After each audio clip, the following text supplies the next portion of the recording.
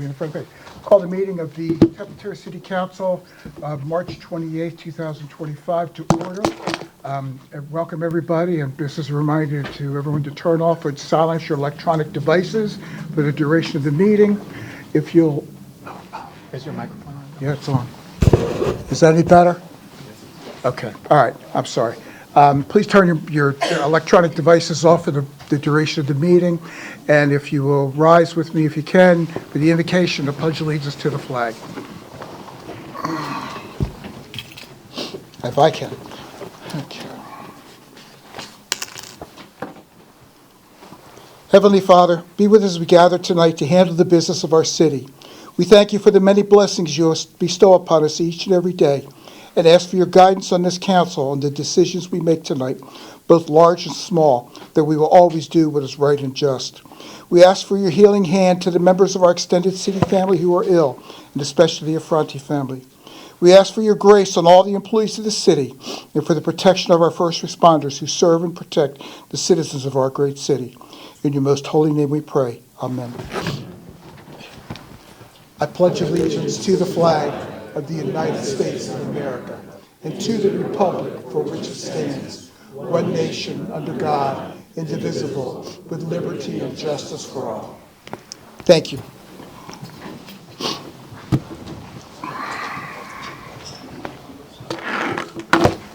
Okay. In Mayor Ross's absence, I am acting mayor. I'm playing mayor tonight, so if I get quiet or don't hear me, just raise your hand and I'll make sure I speak louder. I do apologize. One of the things that we do every meeting is we do a historic fact, and that fact comes to me today.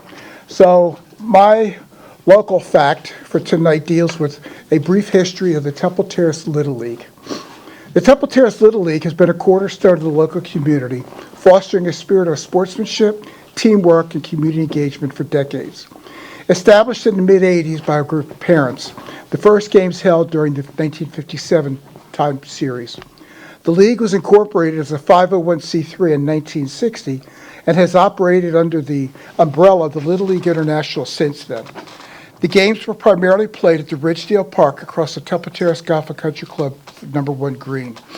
The south half of the property is owned by the Hillsborough County School District and contains the major and the senior fields as well as batting cages and concession stands and everything else. Thank you. The north half of the property is owned by the Archdiocese of St. Petersburg and currently houses the T-ball fields and the minor league fields. In the past, the girls' fast-pitch softball was also in the middle field. And until 1994-95 timeframe, the fields were maintained by the parents of the league and so forth. The 60s, 70s, and 80s had significant growth for the league. The fields during the week were operating virtually every night of the week except for Sunday. Saturday was a day-long event with games running one after another until very late in the day. The league had significant impact on the countless lives of our young residents. There aren't many who did not participate in Temple Terrace Little League here, be it T-ball, Orange League, Grapefruit League, majors, junior or senior. And which the senior was really basically a feeder program for the King High School baseball program for the seniors. And beyond that, Coach Mack estimates 75 to 100 players that went through the Temple Terrace Little League program went on to play at a Division I school program through a college. And there were several that made it into the minors and 2 that made it into the professionals, into the major leagues. But those facts will come out at a different meeting. Anyway, and the league and then we had the girls' fast pitch softball. The league operated under 2 seasons, a winter instructional league and a spring competitive league. This season was completed as school ended for the year, after which the All-Star program, which was led up to the World Series event in August. Temple Terrace was host to numerous district games and series at all levels. Temple Terrace is a member of District 13, which covers most of central Hillsborough County. Other leagues included Sulphur Springs, North Seminole, East Bay, Antioch, Brandon, New Tampa, Land O'Lakes, and Lutz. There have been numerous presidents throughout the history of the league, and I have reached out to some of the past presidents who are trying to put together a more concise history covering the whole history of the league. I served in that capacity from 93 to 96, part of it quite by accident, and much to the chagrin of my wife when I came home and said I'm now on the board. This time frame was very troubling and trying for the Terrace Little League. The city had just completed the 301 complex with the intention of moving all Temple Terrace Little League operations out there. There were issues and problems with the fields, including some field drainage and associated flooding, and the fee structures the city had been charging with the league. It was the league's participants. I'm not saying it's the city's fault. I'm just saying these were an issue. The league had leases with the Archdiocese and the school district that required continued maintenance at the Ridgedale complex, as well with the city of Temple Terrace to use the 301 fields. Meanwhile, the league was dealing with significant internal struggles with a Pony League faction that essentially split the league in half. The major differences were the rules of Little League versus the rules of Pony, including throwing of curveballs, coach pitching, base pass lengths, etc., just to name a few. At that point, however, Temple Terrace Little League had over 500 participants, kids, that played on 42 teams in 6 different leagues. That group of players produced dozens of high school players as well as collegiate and several MLB minor league draftees. Ultimately, the Temple Terrace Little League faction moved back to Ridgedale with Pony staying at 301. It was a big mess, resulting in a marathon council meeting on February 15, 1994, where the Little League endured a lengthy grilling by council members, and I had the privilege of standing in that podium there for that. The minutes from that session reflected 7 pages alone devoted to the Temple Terrace Little League issue. The result of that night was the revocation of the lease of the 301 complex between the city and the league. Relations with the city and the league were a little frosty until we renegotiated a new agreement with the director at that point, Kevin Dunmore, and the league for the city to take over operation and maintenance of the Ridgedale complex. The city installed new irrigation systems, state-of-the-art Musco lighting systems, new turf, etc. The result was a significant upgrade to the whole complex. The history of Temple Terrace Little League has had its peaks and valleys, but it remains resilient. The latest estimates put the roster at about 175 participants at different levels. It is a testament to the power of the community and the enduring appeal of baseball. From its humble beginnings, the league has touched the lives of thousands of family and members and children and their families. And as it looks to the future, Temple Terrace League embodies the spirit of a sportsmanship and community that defines the heart of Temple Terrace and its citizens and families. Thank you. Okay.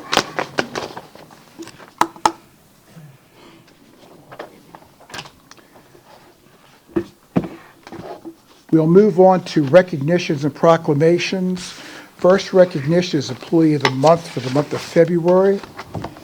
Is Mr. Frank Kendrick here? Come on up. Come on up, Frank.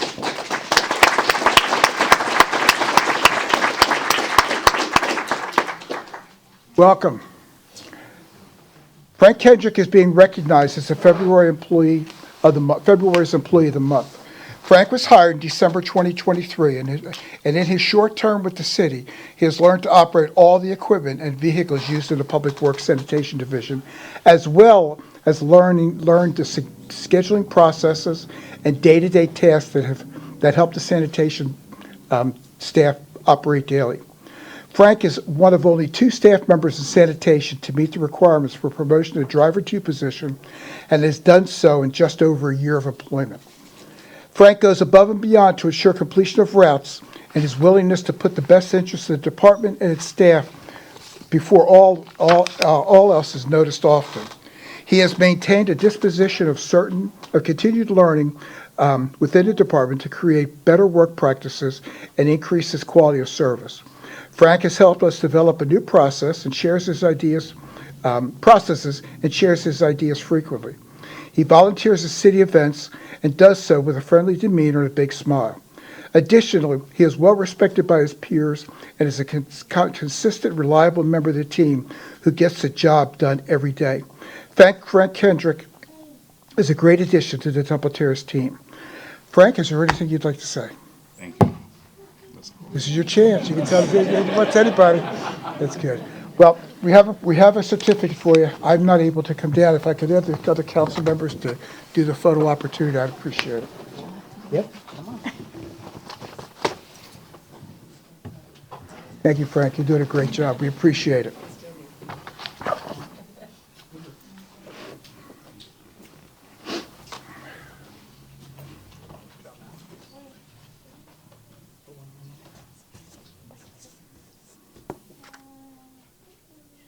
And one more. That's Councilor good. You're Carter. good. Thank you.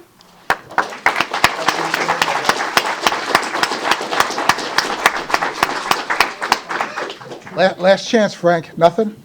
Nothing? You're good. Thank you, sir. Okay. The next on our list is a proclamation of Women's History Month.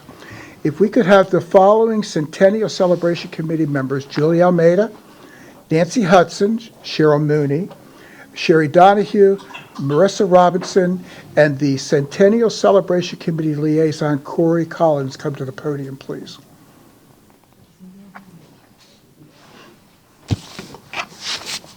Ladies, welcome. Women's History Month is celebrated each March to recognize women's contributions to history. This month we are honoring the amazing women who have served on the City Centennial Committee, who have worked diligently since 2022 to commemorate the city's 100-year anniversary. Without such a dedicated and hardworking group of individuals, the number and variety of events, as well as the old-fashioned sense of community, would not be possible.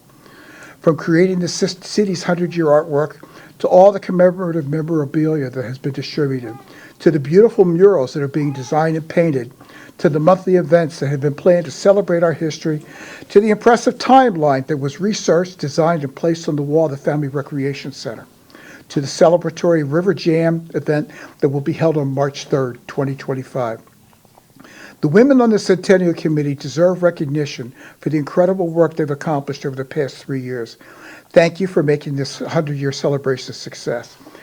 The proclamation is, whereas the U.S. Congress proclaimed the month of March as Women's History Month in 1987 and has proclaimed the observance every year since, and whereas American women of every race, class, and ethnic background have become historic contributions to the growth and strength of our nation in countless recorded and unrecorded ways.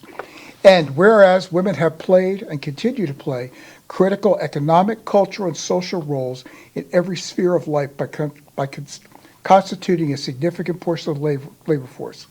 And whereas for centuries socioeconomic forces have challenged women's progress, however, despite these obstacles, America boasts a rich history of courageous women who have defied the odds. And whereas the city of Temple Terrace has become home to many dynamic and great women leaders, community servants, entrepreneurs, and business professionals, educators, and more who have made their influence felt and have constructed a path to ensure the Temple Terrace community continues to thrive. Therefore, I, Gil Schusser, instead of Andy Ross, by virtue of the authority vested in me, City of Temple Terrace designate March 2025 as Women's History Month. Is there anybody who would like to speak to this? Come on, Corey. Come on, Corey. I do. This is my centennial podium. Corey Collins, Division Director, Parks and Recreation. Thank you. Just to clarify, River Jam is May 3rd. What'd I say? March. I apologize. That's okay. That's okay, May 3rd. Did you notice we all fled? No, I didn't. I was sorry about that. Thank you. And we sound great, according to that proclamation. Sure So do. Great got a job. great Thank you team. so very much for all that you do. And if you guys come on up for a photo op.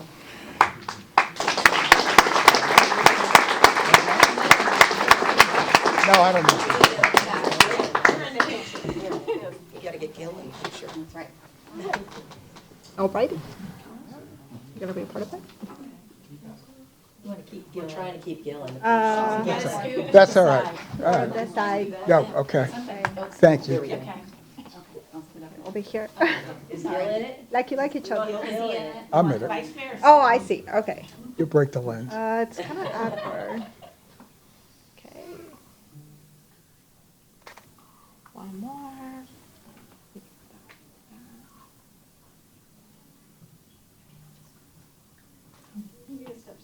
I know. And can we take one more? Can we ask all the women in the room to come up? Yes, we'd love the women, Sure. all the women to come on up. Come on, come on. Look at them all. Sure, Women's History Month, come on. Yes. All the men sit down, right? All men sit down. All men out of the picture, ready to squeeze together. Right in front. Rock it. Come on. Okay. What? Oh, press that. Press that right button? Great. Just wear my glasses. Okay, are you in it? I'm buried. Come on, Maria, get in. All right, Maria. Yeah. I'll try my not to get best. them. Yeah. Don't get that. Brian's here. Thanks, Brian. All right. Let's see here. 3, ready? The podium's gonna be in the way, but that's okay. 1, 2, 3. One more. 1, 2, 3. Perfect. Thank you.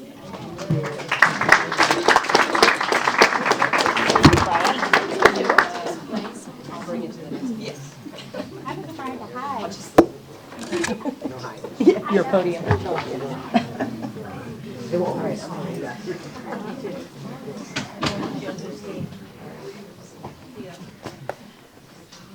Okay, thank you, everyone. All right, let's moving on with the rest of the agenda. Consideration of the minutes for the previous meeting. If the minutes are acceptable for the March 4th, 2025 meeting, please entertain a motion to approve. Move to approve. Second. All in favor, with motion second, all in favor, please indicate by saying aye. Aye. Motion passes. Thank you very much. Okay, persons wishing to be heard on items not listed on the agenda or items on the consent agenda. We have a few. First one is Mr. Loeb. Please come to the podium, state your name and city of residence. Well, my name is Charles let- Loeb, and I'm Terrace Park. And the first subject I want to talk about is the Friends of the Library book sale. I wish everybody could see this. I'll just show it around. It's starting on Thursday from 10 to 4, and that this programs, all the money that they raise during the programs help provide for free programming from the Friends of the Library. Another thing I want to talk about is my own version of Women's Studies Month. I found a book in the library, although I donated 3 as well, called Women's Studies Month, Women Artists and Surrealist Movement. It had 22 women in it and from 10 countries. And I donated to the Life Enrichment Center because I figured that's what they do. But I also gave them 3 books for resale. Another woman that I was thinking about, obviously, over the course of this time for Women's Studies Month, of course, is my mother. My mother passed on 30 years ago on the Jewish calendar yesterday, and 30 years ago on the civil calendar tomorrow. My mother wasn't exactly an ordinary woman. She 80 years ago was was a nurse. Over in World War II, she headed a unit that won a merit citation, and she herself won a Bronze Star, among other things. And I was thinking to myself that what would be something that she really would like over the course of time, and that I think would really be great for an idea. And I came up with one. Another group of women that I was thinking about were those 2 Muslim women, the sister that came here on March 4th, and the other and Ms. Khan, who did that artwork. And I was thinking to myself, of course, while the men were very nice, and I went over and reached out to them, and, to say, I hope they had a blessed and peaceful Ramadan, because that's very tough. And I was thinking to myself, gee, wouldn't it be nice on May 3rd if we all cut together, all the people from the religions, from the various religions, Jews, Muslims, all the denominations of Christians, and we all cut a city birthday cake 100 years together, commemorating the 100, as well as people of different races and ethnic backgrounds. The reason is, if people really want to begin with peace, peace begins in the minds and the hearts of people and within a community. And if we really pray for peace, which we all do all the time, it's got to begin somewhere. We got to show people something a little bit different than we see in the present for the future. Thank you all. Good evening. Thank you, Mr. Lowe. I was remiss. A request to address the mayor and council in the back of the chambers. Please complete. There's a form back there to give to the city clerk. Council's agreed to a 30-minute time limit for all public comments, and it'll be continued at the end of the meeting if we run over that 30-minute time frame, so that we can get the rest of the agenda taken care of. A 3-minute time limit will be imposed on all comments from the public, and we ask the speakers come to the podium, state their name and city of residence. And during public comment on items not on the agenda or items on the consent agenda, the city managers and directors in attendance do make note of these items. So you need to be assured that all comments are taken seriously and all will be followed up on. Okay, next person is Steve Culberth. Thank you. My name is Steve Culberth, 205 South Glenarvan Avenue, Temple Terrace, 33617. At my residence, I'm receiving the excess flow of water from 505 Bon Air, to some degree from 503 Bon Air. This occurs when rainfall amounts are 4+ inches per hour. This has continued for some 15 years. I spoke to former city engineer, Mr. Motto, and more recently the Director of Public Works regarding this issue. Approximately 15 years ago, I installed yard drains in my backyard to keep water out of our home.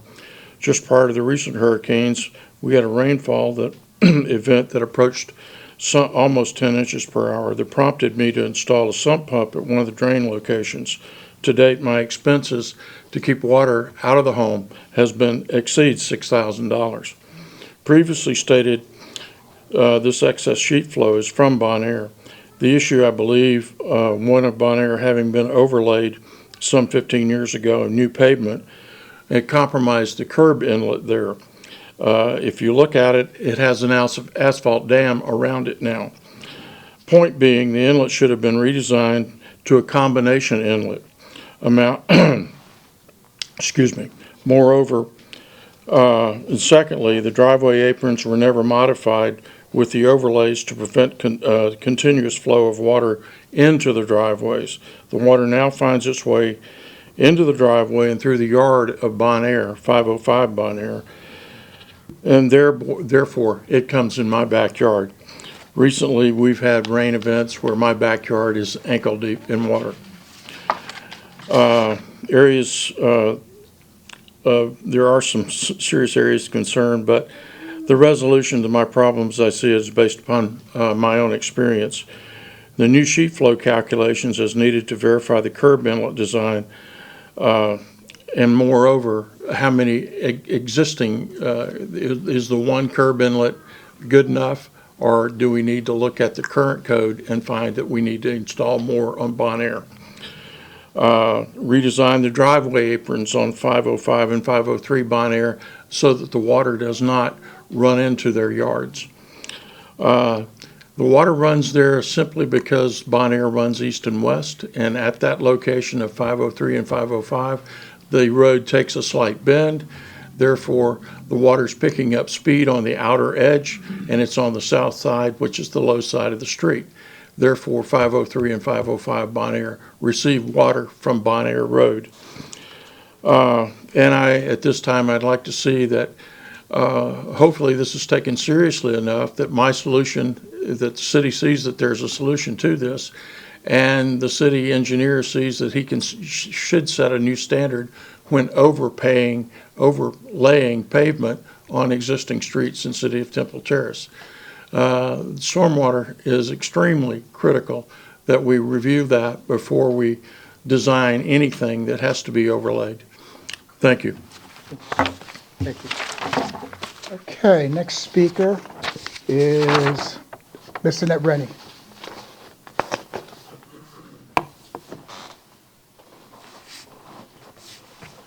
Annette Rennie, 9512 Woodland Ridge Drive. I'm here to thank City Council for putting the sign up, and Carl, and Carlos Bayos for always answering emails politely, kindly. It's really appreciated. The sign is up, and if it saves one animal, it's due to you helping.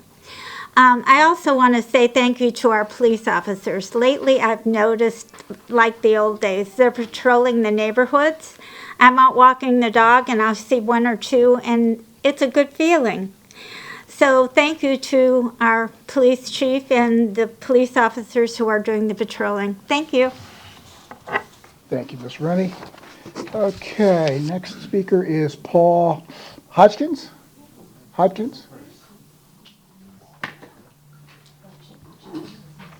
Welcome. Thank you. Thanks for having me. Yes, hello. My name is Paul Hodgkins. I am a resident of Hillsborough County. I believe that your most important job is to protect your citizens from harm and protect their rights. If you believe that in a free society we have bodily sovereignty, your citizens should be able to decide what drugs they will put into their own bodies. Yes, fluoride is classified as a drug by the FDA. As a free society, it is important that we do not set a precedent of mass medicating the public through their drinking water without their consent. Governor DeSantis has explicitly stated he is against mass medication with fluoride in our water systems. Also, Florida's Surgeon General, Dr. Joseph Ladapardo, urges all Florida to stop fluoridation, citing 72 robust studies where fluoride was shown to decrease our children's IQ. The CDC, under oath, has acknowledged research linking fluoride to brain damage, Alzheimer's, and dementia. The Lancet, one of the most prestigious medical journals, recommended that fluoride be classified as a developmental neurotoxin. This would put fluoride in the same category as lead, mercury, and arsenic. Dr. Ladapo has specifically stated that fluoridation in public health is public health malpractice. I ask you to act with an abundance of caution and vote to stop fluoride today from Temple Terrace's water system. People should be able to choose if they want to have fluoride or not. The evidence is clear that forced fluoridation is an outdated practice that sacrifices public health for neglectable benefits. It is time that we prioritize safety, follow Surgeon General's guidance, and immediately halt adding this toxin to our drinking water. I thank you for giving me that time. Thank you, sir. Next, we have Kurt Christensen. Good evening, council members. I'm retired Lieutenant Colonel Kirk Christensen, a resident here at Hillsborough County. Florida is leading way in eliminating fluoride from our water supply. Currently, 40 counties in Florida do not fluoridate. Since the Florida Surgeon General issued guidance in November, 12 more cities have rejected fluoride, and more communities are making informed decisions each week. Thankfully, we live in a state that values constitutional rights and personal freedoms. In Florida, individuals have constitutional right to refuse medical treatment regardless of their health condition. This right to privacy is explicitly stated in Article 1, Section 23 of the Florida Constitution. Our state also provides vaccine exemptions, yet public fluoridation offers no option to opt out. Florida Statute 381.026 codifies the need for informed consent. Just as Governor DeSantis ended COVID-19 vaccine mandates, leaving the decision to the individual, we should do the same with fluoride. Some will argue that fluoride is not a drug. That is blatantly false, according to the FDA.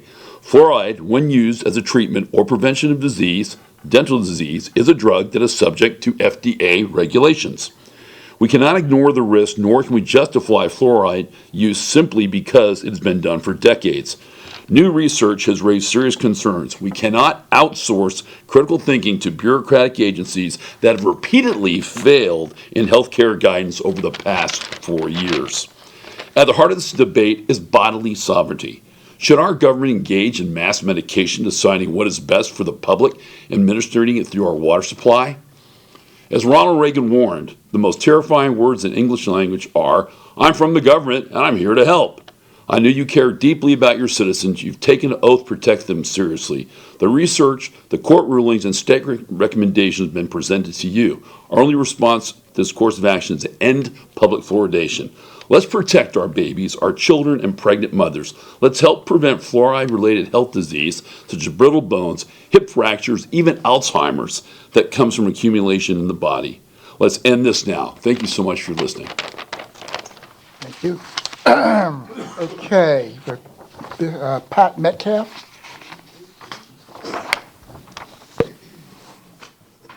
Welcome. Good evening, Pat Metcalf, Hillsborough County. I'm a nurse practitioner, and my background includes working as a critical care nurse, pharmaceutical sales rep, adjunct professor of nursing. And after much research, I am stunned that the fluoride product in our water system, it's called hydrofluorosilicic acid. It's classified as a drug and a neurotoxin according to CDC. Yes, the FDA classifies fluoride as a drug. Fluoride is a medicine or a medical treatment.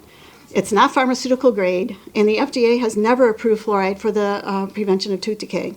Also, fluoride does nothing to improve the quality of water. Since fluoride is a drug, then we are all your patients. And city officials are not doctors. Doctors should be prescribing it and monitoring it. The safety data sheet for hydrofluorosilicic acid ranks at highest category 4 for acute oral toxicity, and it's labeled harmful if swallowed. Take a moment and reflect on that. Harmful if swallowed. I have a copy of it. All fluoridated toothpaste have a mandated warning on it. Call poison control right away if accidentally swallowed. Yet we are swallowing this hydrofluorosilicic acid in our water, and there's no warning to our citizens. According to Florida's Patient Bill of Rights, Statute 381.026, patients are required to be provided informed consent and the ability to opt out of a medical treatment if they choose. Why are our citizens denied these rights with fluoride? Citizens want choice when it comes to medical treatments, and doctors should be involved since fluoride is a drug. You are not doctors, and even if you were, you would never agree to a mass force medication like fluoride on our citizens, knowing its toxicity. The ADA may mention that fluoride is a naturally occurring mineral, yes, but the fluorosilicic acid type of fluoride in our water is not naturally occurring fluoride. It's a man-made molecule that eats through concrete, glass, and stainless steel. Why on earth are we putting this in our water? This acid is an industrial waste byproduct. This industrial waste is a neurotoxin, and that can even have contaminants such as arsenic and lead. How disturbing is it that these industries place their toxic industrial waste into our water system, and we're paying them to do that? If a citizen chooses to want fluoride, fluoride's readily available in toothpaste, mouthwashes, and by prescription. I ask that you vote to remove fluoride, hydrofluorosilicic acid, a known neurotoxin from our water system. It is a drug. It is a medical treatment. It should be prescribed and monitored by a medical doctor, not in our water system. Thank you. And I have a copy of the water safety report. City Clerk, thank you. Okay, two more. Elise Curry.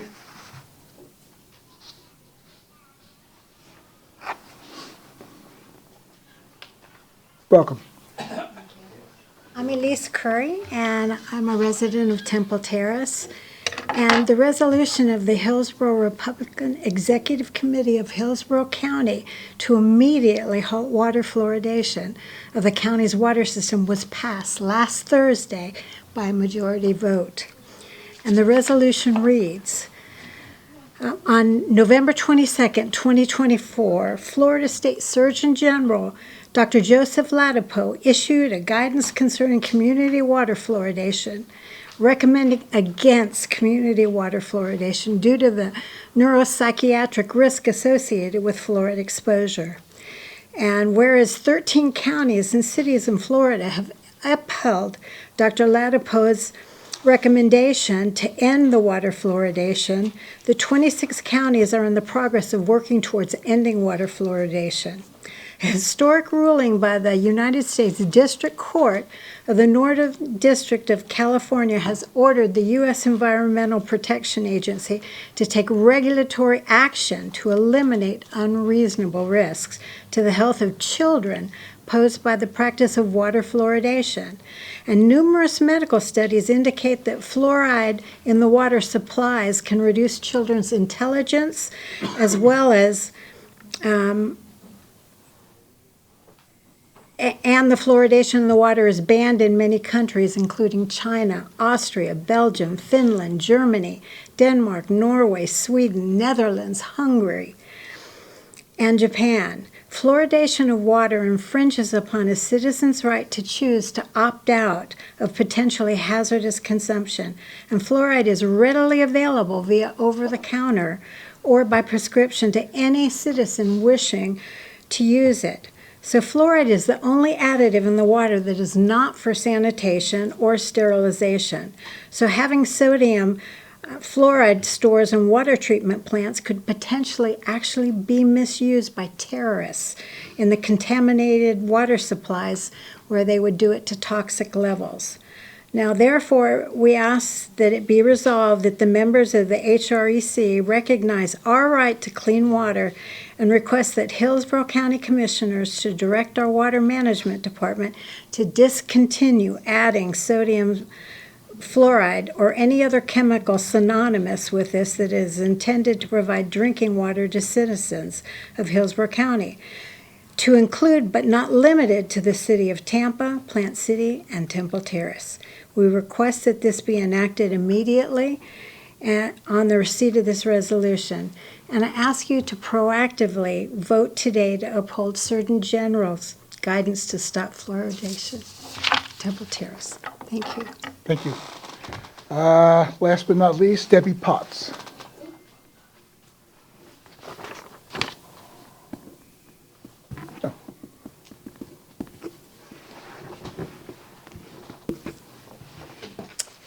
Good evening. I'm Debbie Potts, and I am a former Hillsborough County teacher of 33 years, and I actually began at Lewis, right down the street, so it's kind of homeschool here.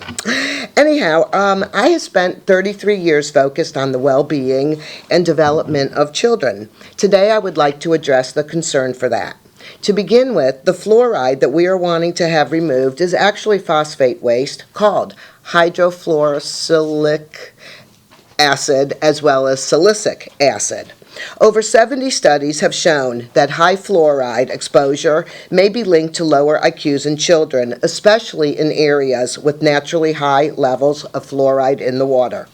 As a teacher, I know how crucial cognitive development is, and any factor that could affect a child's ability to learn, focus, and succeed in school is something that should not be taken lightly. Moreover, fluoride can accumulate in the body over time. So let me ask you, would you give your child anything that had a black box warning from the FDA? Well, the fluoride toothpaste tube states, if more than a pea size is ingested, to call poison control immediately. A recent and astounding ruling on 9/24/24 by a federal judge, most senior Judge Edward Chan, found that the fluoridation of water at 0.7 milligrams per liter, which is the level presently considered optimal in the U.S., poses, and I quote, an unreasonable risk of reduced IQ in children. The court found that the ADA claims of safety were in fact not supported by evidence, and it was also noted that even more worrisome, fluoride consumption is cumulative. Dr. Ladapo, our Surgeon General, has cited a study which found an association between exposure to the fluoridated water and ADHD among children and adolescents ages 6 to 17. For the past 5 years, I have been tutoring kids ages 5 to 11, and I am personally witnessing the ADHD at much higher levels, as well as significantly lower IQs, the inability to problem solve, critically think, and even process. Does it make sense to sacrifice our children's IQs, possibly for perceived dental health? By being proactive and voting to stop the fluoride today, you are showing your concern for our children's health, and I appreciate you taking it into consideration. Thank you. Is there anybody else who wishes to address council? Appearing to be none. Thank you very much. We'll move on to, there's no consent agenda, then public hearings. First, public hearing 8A is a resolution Point of order, to, go. huh? Point of order, I believe there is a consent agenda. I believe it's pulled. No, not today. It's back on. These are the items that were pulled last time. My apologies, this is pulled. Okay, all right. I take a motion for the consent agenda. Motion to approve the consent agenda. Second. The motion, excuse me, motion approved, and second, all in favor, please indicate by saying aye. Aye. Any opposed? Thank you. Motion passes. All right, my apologies. Okay, public hearings and ordinances and resolutions.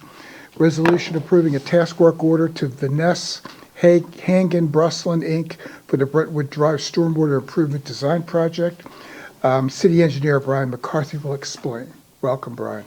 Good evening, Honorable Vice Mayor and City Council members. I'm Brian McCarthy, City Engineer, and tonight I'm here seeking approval to award a task work order to VHB for the Brentwood Drive stormwater improvements.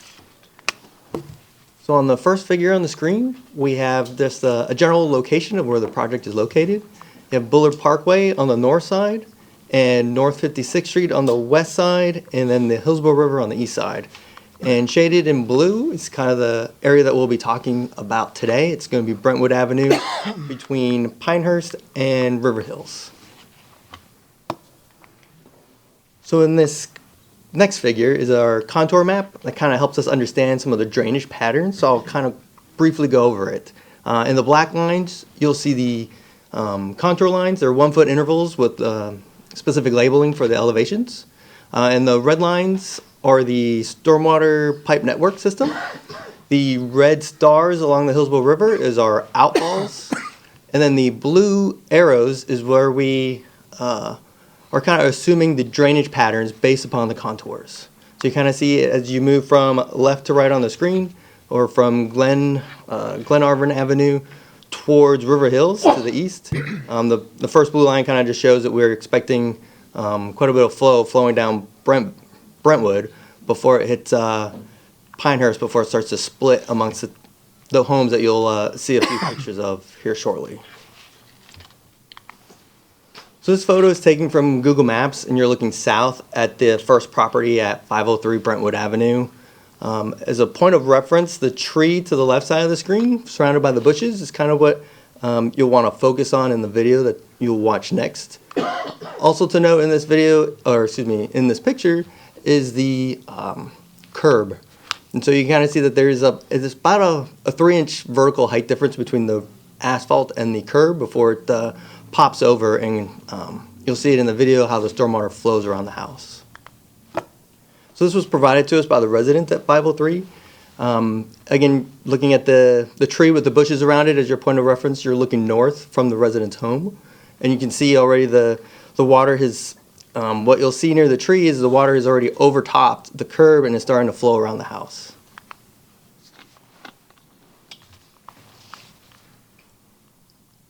And then the resident here will kind of pan over shortly to the right side, where you'll see kind of the amount of flow that's running through the yard.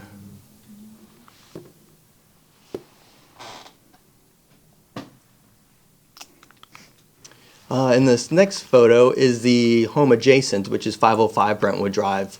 And in this photo from Google Maps, we're wanting to pay attention to the driveway. There's again about a 3-inch curb there against the asphalt, just to give you that height difference. And in the video that you're about to see, you'll want to pay attention to the driveway. So in this photo, you're looking north towards Brentwood and towards the golf course. And in the upper right-hand corner is kind of where that driveway starts. And in this video, you're going to see just the amount of water flowing down this resident's driveway and around their home.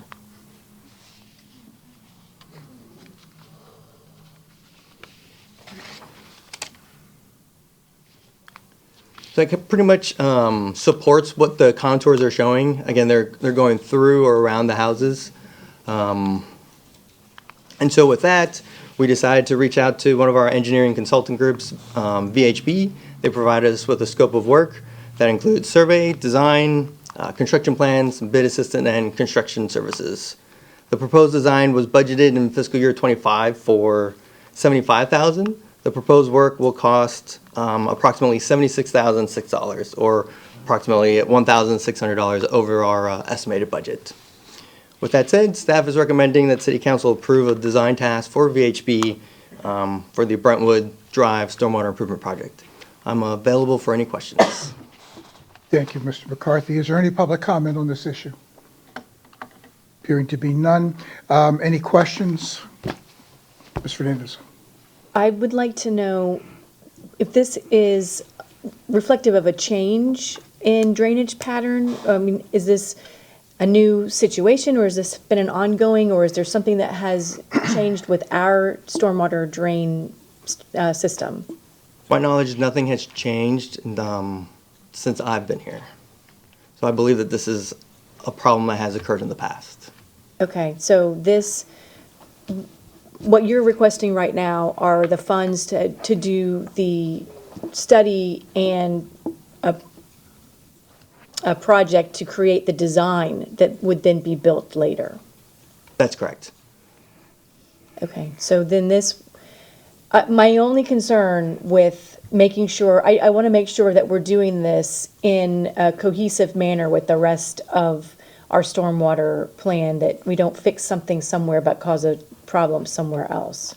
So that will be part of our design firm's study, is to just make sure that we aren't causing any additional problems either upstream or downstream of their proposed work. We are having, within our 5-year plan, we do have the construction dollars budgeted within the next fiscal year, assuming council passes it or includes it in that fiscal year '26. Okay. Any question? Just a short one. Assuming all goes well, what time frame do you envision from today to completion of the project? Just sort of ballpark. We expect design to be completed by the end of the year. Assuming construction through our bid process will occur at the beginning of '26. Depending upon their schedule, like with the low bidder, hopefully everything gets completed by the end or late '26. We talking fiscal year or calendar year? That was calendar year. Calendar year, okay.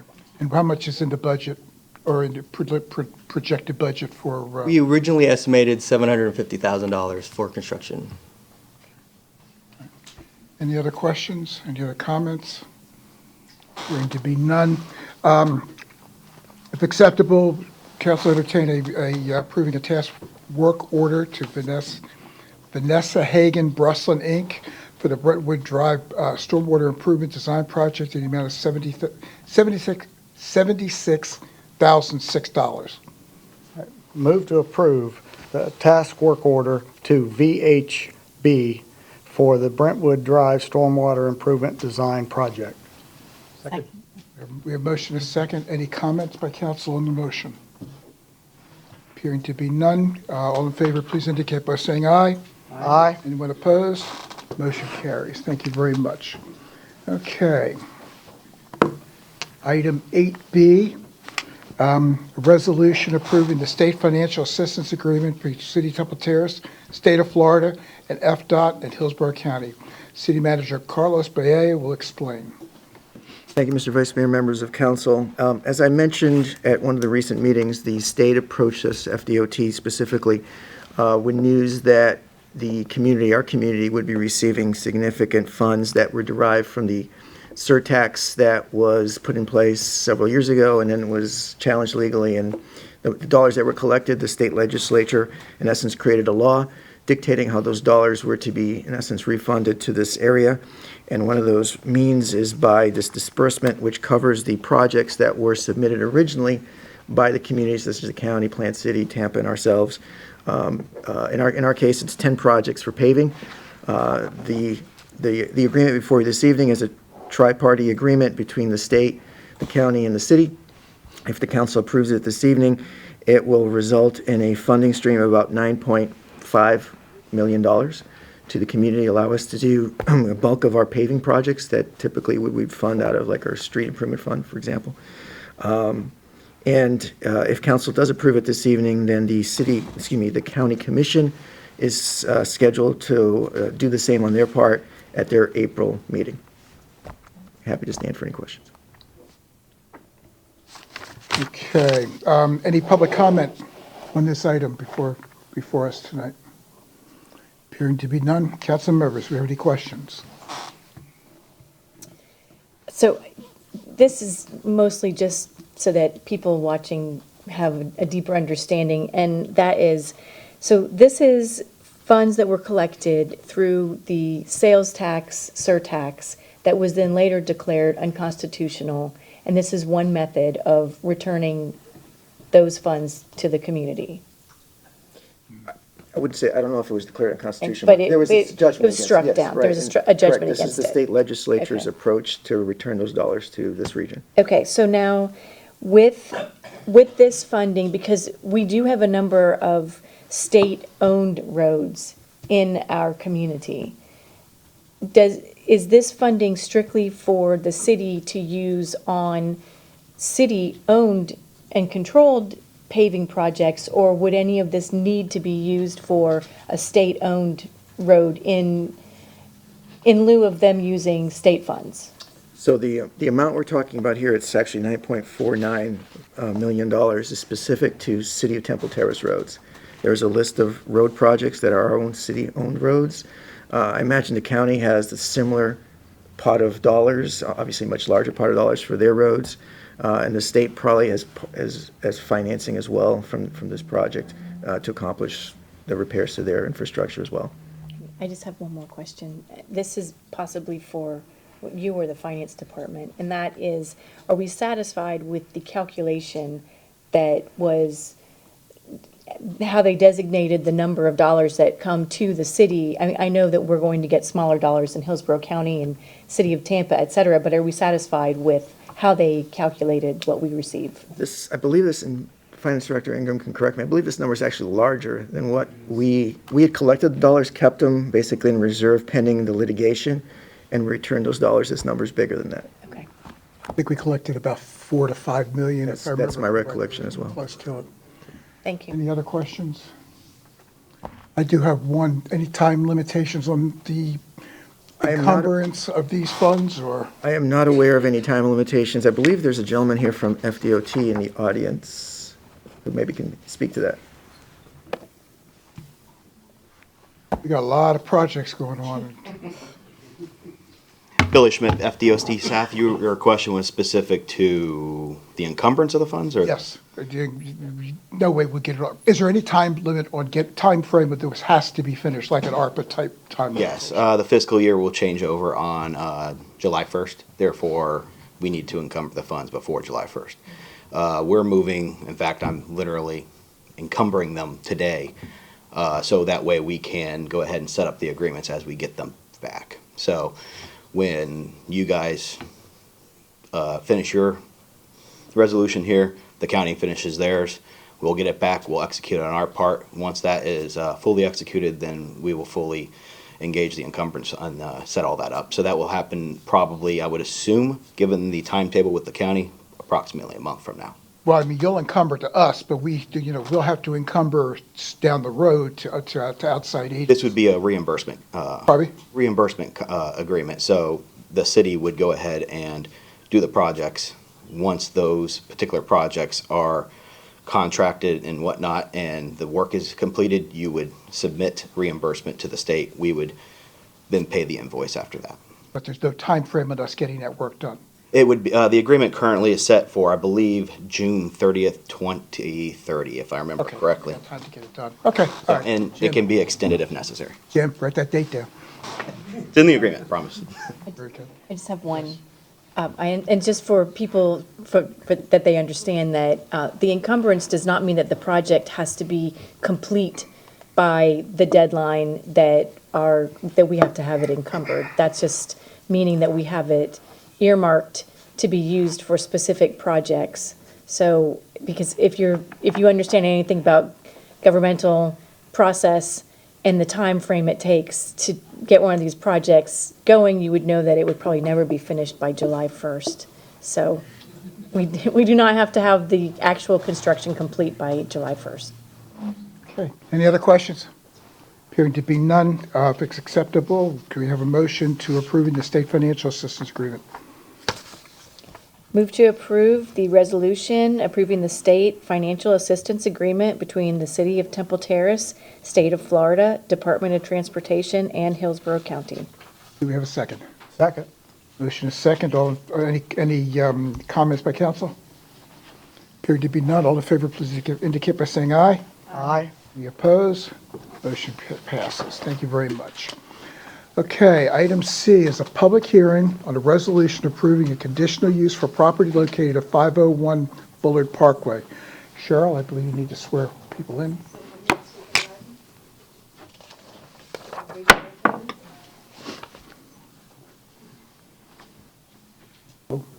right hand. Just swear to tell the truth, the whole truth, and nothing but the truth, so help you God. And Ms. Shoshone, would you please query the council for ex parte communication? Yes, if each council member would state whether they have had any ex parte communications, either oral or written, concerning this matter. If you have had something in writing, then a copy of that needs to be provided to the clerk prior to a vote being taken on this. So if you've got anything in writing, hopefully you've sent it to her already, or you're going to need to print that out quickly. You also will need to state the sum and substance of any such communication, when that occurred, and who that communication took place with. And I'll start with Council Member Fernandez. I have none. I've had none. I have had none. I've had none. Thank you. Okay, public hearing's open. Mr. Planner Malik Hall will, where is he? I saw him standing there, I guess. Will explain. Hey, Malik.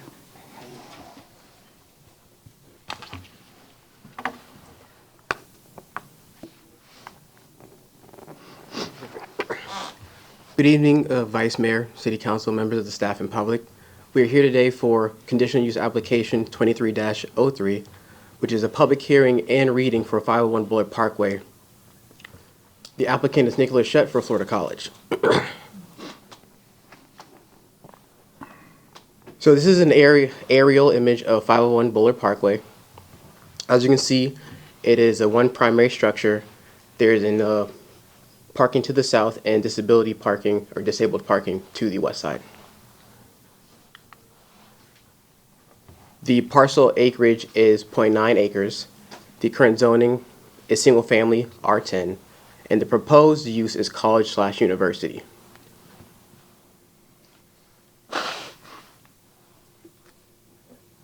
The work for the site includes interior renovation that includes classrooms and labs, and then the exterior work for the site would be ADA accessibility, so striping for the disabled parking and walkway. Disability parking relocation, there's going to be an ADA ramp installed to the left side where their current disabled parking is, and moved to the south side in the greater parking lot area. And then there will be a walkway relocation on the north end. This is an up close of the building, so you can see the finer details of the floor plan. And the also slab to the left, or to the west of the property. And the walkway relocation is to the northeast end of the property.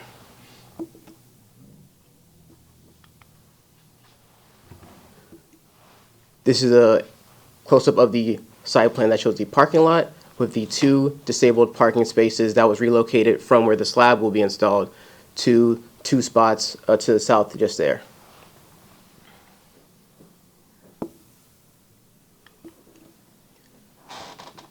This is an up-close of the floor plan. So this will be a classroom, labs, instructor office, student lounge, and restroom upgrade.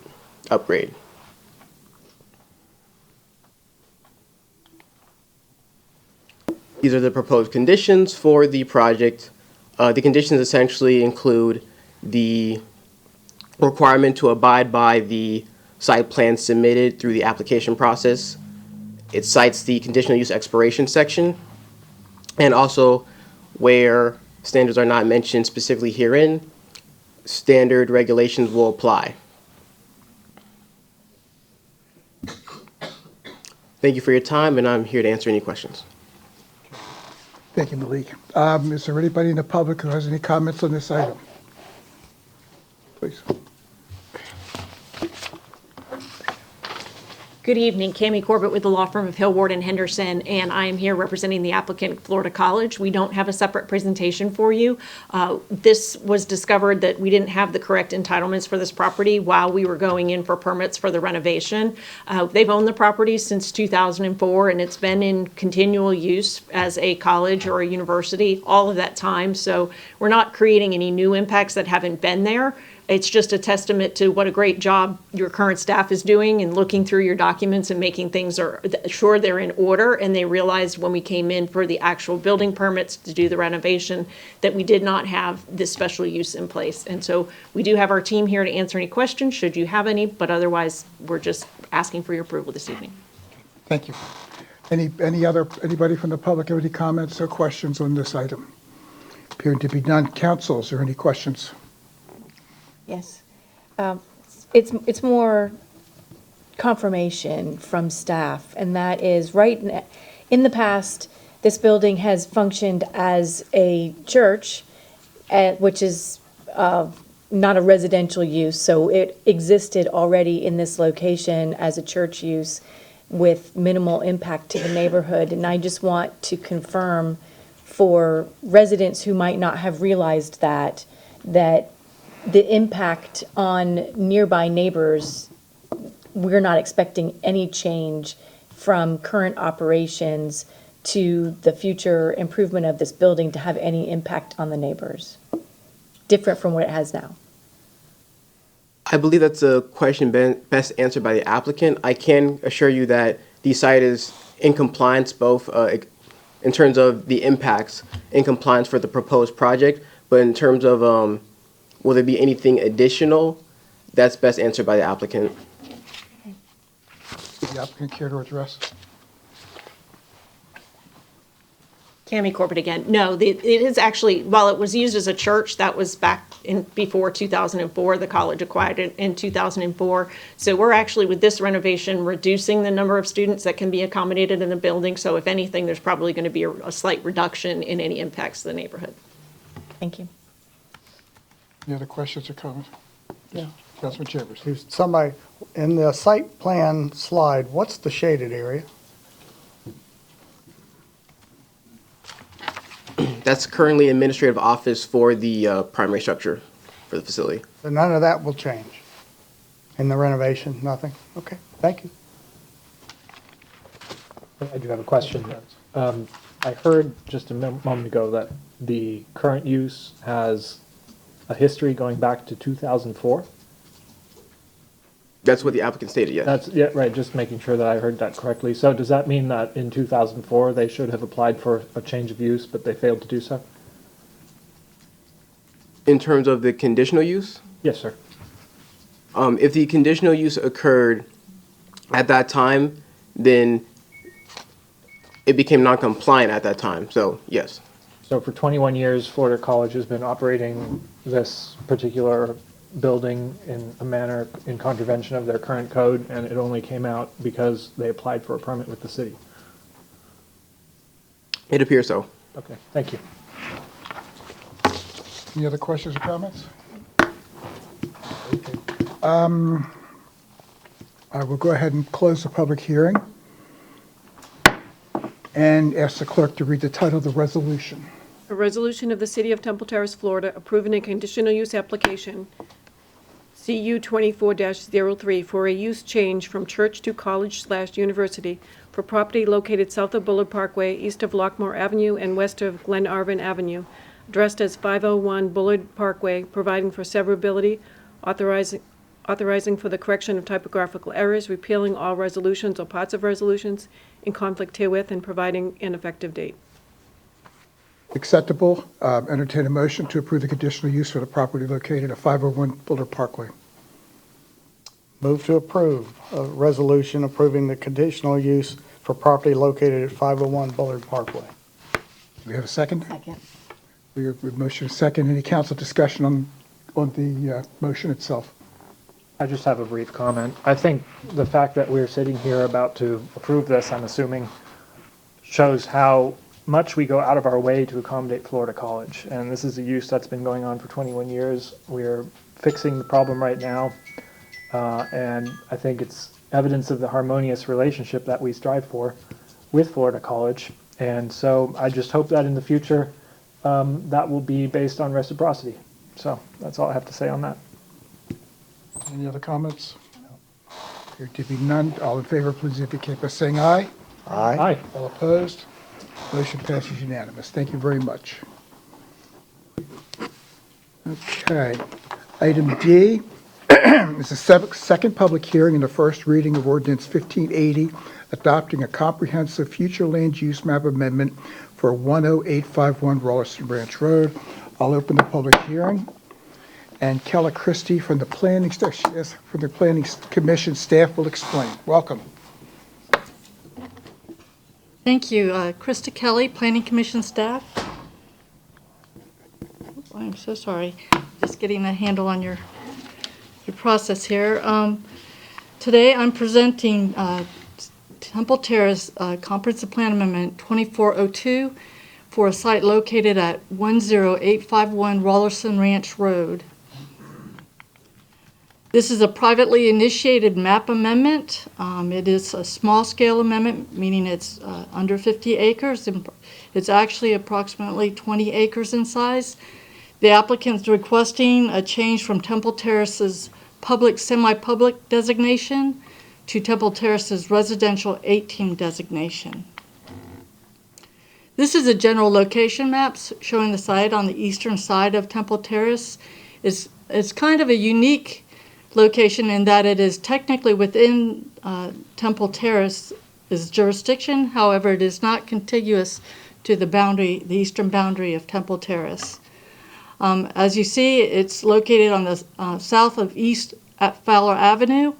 It is on the east side of Rolliston Ranch Road and the I-75 Fowler interchange. It is west of the bypass canal, the Tampa Bypass Canal, and it's north of U.S. Highway 301. This is the aerial view of the site outlined in the pink dotted line. As you see, it's a heavily treed site. It's vacant. The dotted blue line to the east and north is the Tampa service area boundary. And again, the Temple Terrace boundary is to the west, on the west side of I-75. As you see, the site abuts the Dr. Corinne Patel High School, which is a charter school just south of the site. The area of the school that abuts the site is undeveloped. It's used for water retention and some recreational uses. The site's bounded by Rolliston Ranch Road and again by I-75 to the west, and to the north it's bounded somewhat by Rolliston Ranch Road and Fowler Avenue. To the east, the site is bounded by land managed by the Water Management District for the Tampa Bypass Canal. This is a street view looking north down Rolliston Ranch Road at the subject property to the north and northeast. And then this is looking south from the southern boundary of the subject property towards the high school. This is looking from the high school further south from the site at a large track used as a sod ranch and looking towards US Highway 301. This is on the west side of Rolliston Ranch Road, looking on the west side of the road at a typical neighborhood in that area. And now this is where the Rolliston Ranch Road intersects with US Highway 301. This is looking south at 301. Rolliston Ranch is on the right-hand side. The adopted future land use map shows the site designated public, semi-public currently. As you see, again, the site is an island unto itself, and the surrounding area is in the county. So those designations to the north is the northern boundary is suburban mixed-use 6, and also to the east, directly adjacent to the east, the area in the county is designated public quasi-public, which is a similar designation to Temple Terrace's public semi-public. And then to the south of the site, there is designated community mixed-use 12. This shows the site as proposed and designated residential 18. As you can see, that is the only designation of that intensity in the area. Staff reviewed the impacts of this change. Currently, residential uses are not generally permitted in the public, semi-public category, and up to approximately 437,000 square feet of non-residential use could be considered. If the change were approved, up to 360 dwelling units could be considered, and up to 306,000 square feet of non-residential uses could be considered.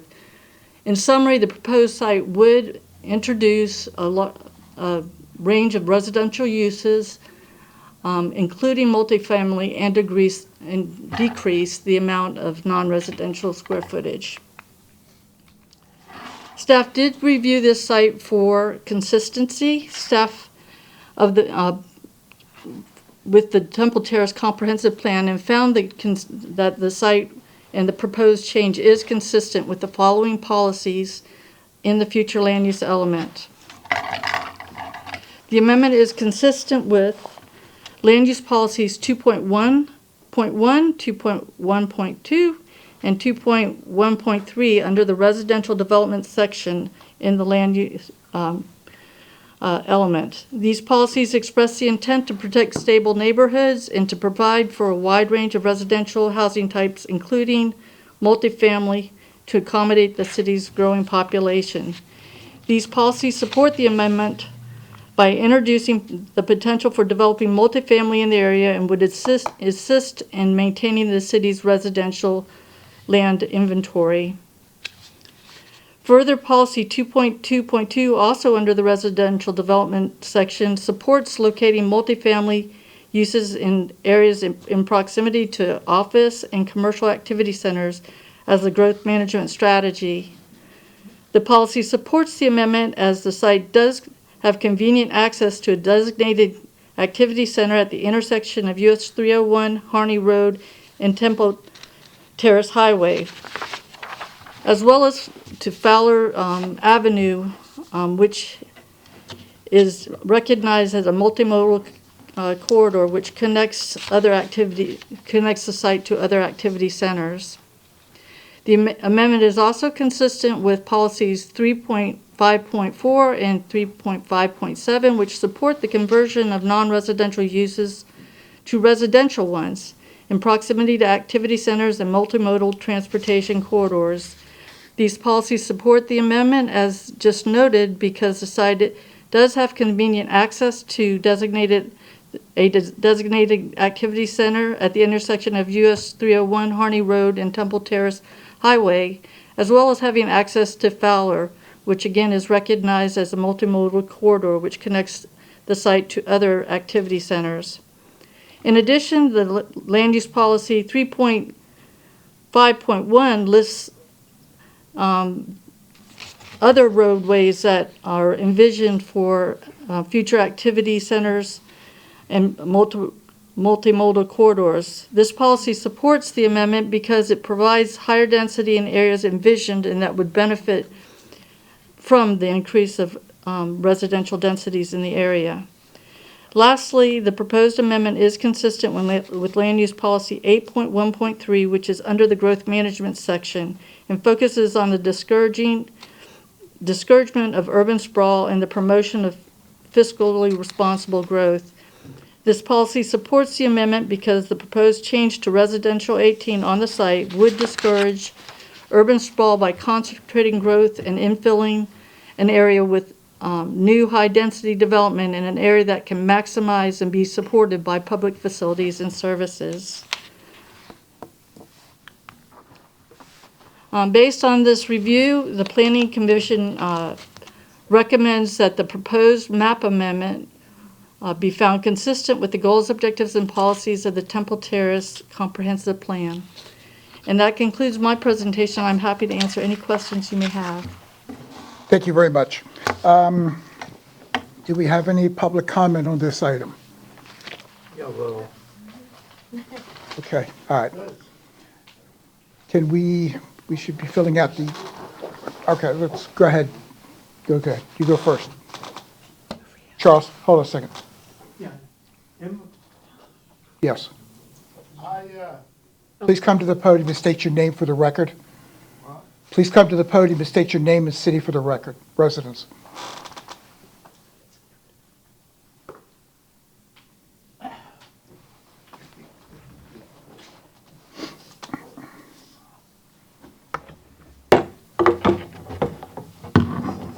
I'm proud to stand in front of this council. Please state your name for the record. My name is Mohammed Swelim, and I was a professor at the USF and also a adjunct professor in HSC for a while. So, but originally I come from the Middle East, and I remember when I was little, things changed now, everybody westernized, they say, but they were the people in the tribe, they sit like this, the elders will make judgment. I am proud of this council. It's the real way of judgment of things. Now, I don't want to take too much time, but I want to talk about this project which Dr. Patel is doing. I think they're building housing, or I just heard about it. I came quickly to the meeting, not very prepared. But what I'm trying to say that Patel is a good man and he's doing a good project.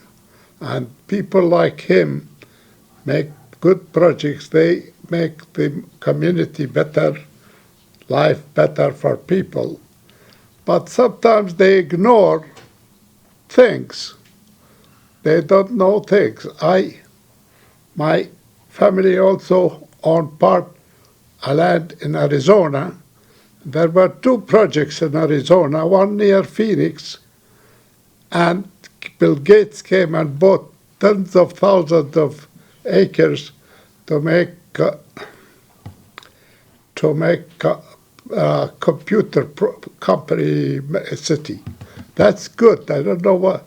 The other project was somebody from, I think, the Middle East, rich man, very rich man, came and bought thousands of acres to build alfalfa, to raise alfalfa and take it over there. But what happened, they drilled the land and they sucked all the water from underground. So people like me and other owners, we owned 20 acres, and my family owned 20 acres and others owned 10 acres. Now we cannot build there or use it because we cannot drill a water well because there is no water underneath anymore. Please finish up, if you would. I'm sorry. I'm trying to say this project is good that's coming in Temple Terrace, but I live on the Rollers or Right Road, which there's a map for that project. And we had suffered originally from I-75 noise. Now that's state problem, that's county problem, that's city problem, but you guys took the land from the owner and made I-75. So the people on this little side of the street, they were ignored. and we suffered from the noise of I-75. I understand, we have, Now they're building Rollers on Ranch Road, and I agreed with Dr. Ash that to build the two schools, because schools are good for the community. I didn't object to that, but the street is now noisy. So we doubled the noise from I-75 to Rollerson Road, two schools more, so that the road is. I have to ask you to Now, stop at this point. one more question is, so the noise over there, we need to, I want you to, before the making decision of projects like that project, to remember the noise for us. Number two is that there is a road behind these roads. I have to cut you off, I'm sorry. I have to cut you off because we have I'm other people sorry. who need to speak. Thank you very much for your comments. Thank you. I just want to say that the people who live on that Rollerson Ranch Road, and the church, and there is a community over there, they worry about accessing the Rollerson Ranch Road because of the speed also. I have to ask you to stop. Thank you very much for your comments. We appreciate I don't want to take too much time, but I want you. You've already taken double time, so please. I sent a letter 3 months ago to the council. Thank you. 6 months ago. Thank you very much. Sorry, and I did not get any answer yet. So Thank you very I'm much. expecting some response. Thank you, sir. Thank you. Who else? Who's next? Mr. Loeb? I'll be much briefer. Charles Loeb, Terrace Park. Just a couple of things I was thinking about. The question of, first of all, how much of this is supposed to be like apartments, so it'd be affordable housing. And the other thing I was thinking about was bus route 48. That area is, of course, around near I-75 and all that. And why I'm thinking about bus route 48 is because it goes near there. And would there be any thoughts about putting the bus over there so people could go on the project and pick it up over there and hopefully eliminate at least a few of the cars over there? And being I'm talking to the Secretary of the Heart Board, I did want to keep that in mind, and that my mind is on that too, among other things about the 48. Thank you. Thank you, Mr. Loeb. Who else? You had a comment? Please state your name for the record. Hello, everyone. My name is Anna Rollerson. We live Rollerson Ranch Road. We're right next to the Patel High School. And we didn't know anything about it, but a neighbor dropped off this information to us. We saw the notice of the agenda, but we weren't very, I guess, we didn't look into it. But I guess the only thing I wanted to say is, right now, the traffic is a one-way out. And the traffic in the morning, with all the parents dropping off the kids, is like all the way back. I mean, it's like so hard for me to get out in the morning with my 2 children. I have either to like muscle myself or some nice person would let me in. So we're thinking if this apartment complex get built in there, do they have a plan about this traffic? There's about 600, I think, students go to the high school, middle school, elementary school. So how are they, what are their plans for evacuation? That's one. And the traffic control, because in the afternoon, the same way, like around 2, 3 o'clock, 301 is backed up with the traffic between north and southbound. How are the people one way coming out from that dead-end road, gonna accommodate all this housing that's being proposed? And then all the students that are in the school. And then, of course, we are a small community back there, but adding this all up, how are we supposed to evacuate if there's, emergency? How are we supposed to get out in our driveway without getting run over? Or I've heard that I mean, not I've heard, I've seen it with my own eyes. Leaving in the morning, people are rear-ending each other. This is not even having the apartment complex. So if we add this apartment complex, what kind of accidents are we going to be seeing, you know, in a daily basis in this 2-lane road that opens up to be a 4-lane road in less than probably not even quarter a mile getting out 301. It's just there's no in and out. There's not enough, it's not accessible to have all that housing being built at the end of the road without any other way out. So I'm asking the council member to please, if you would not consider for this planning. Thank you. Thank you. Anybody else have comment? Ms. Rennie?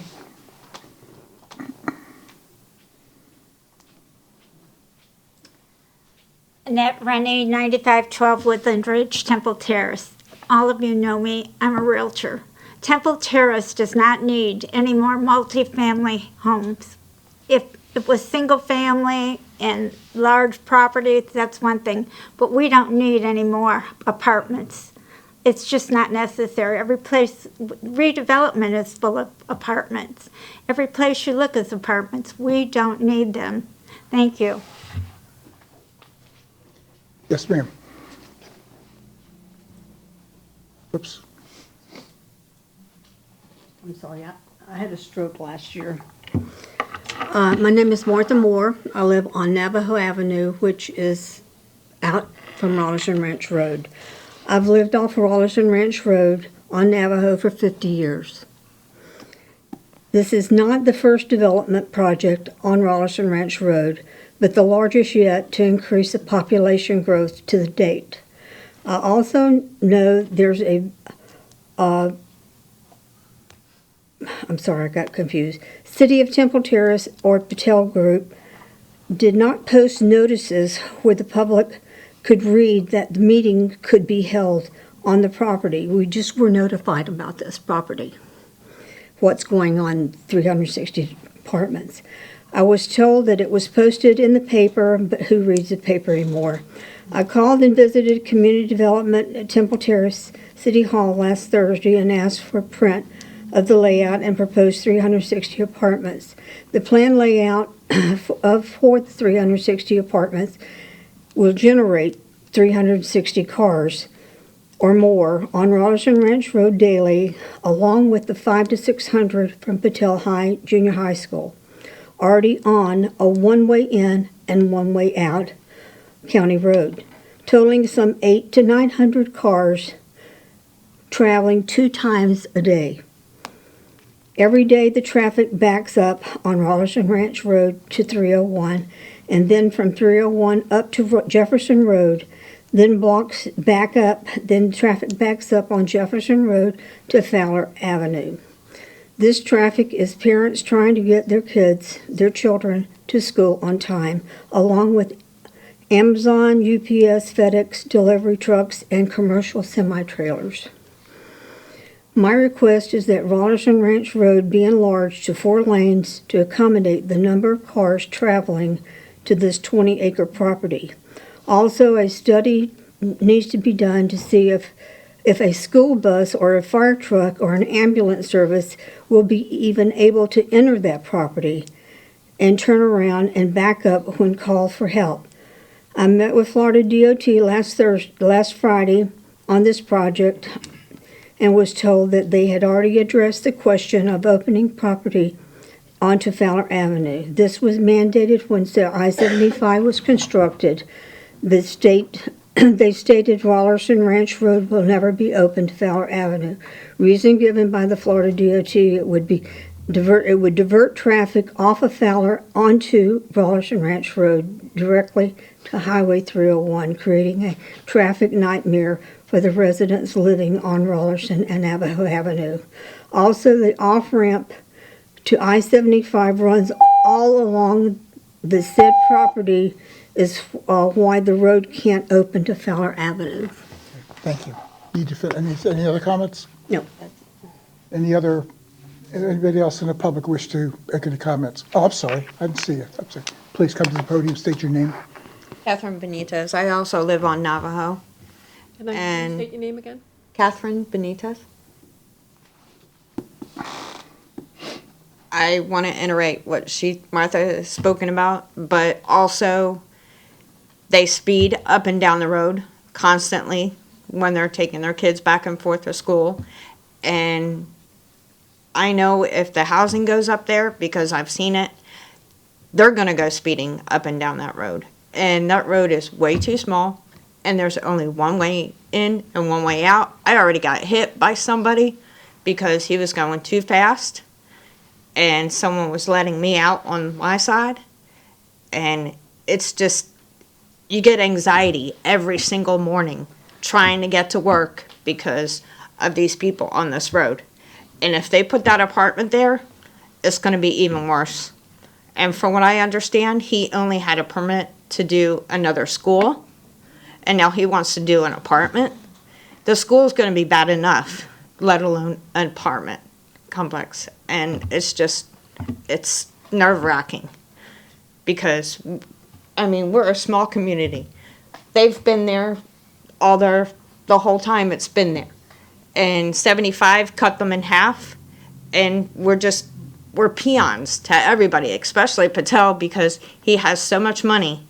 And that's all he had the road on Rollerson done, but Navajo has potholes and everything else, but we can't get anything done because we're peons, and that's not right. And I just want you to consider not to let him do this, because it's not right. Thank you. Any other comments for the public? Would the applicant like to address these issues? Good evening. My name is Brian Smith. I represent the owner. We've got our development team here, Ash Bagby, Eric C., and Basit Ali.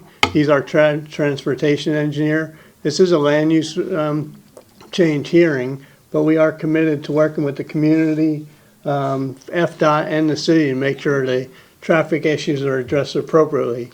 There is a consensus from FDOT that they do not want the Rollerson Ranch Road connected to connected to Fowler. So we've made arrangements in the current plan to address the traffic issues and appropriately. And this Dr. Patel has spent a significant amount of money improving the Rollerson Ranch Road and putting the traffic signal in at 3L1. So we'd like you to consider all of those things when approving that. So if you have any other questions, we're here to answer any questions you might have. Thank you. Thank you. Any other questions, any other comments by anybody? Okay. Council, anybody have any questions of the applicant? I do. Good, Mr. Kravitz. I have a question to Mr. Patel, or if anyone from his group would like to answer the question, I can take an answer from any one of you.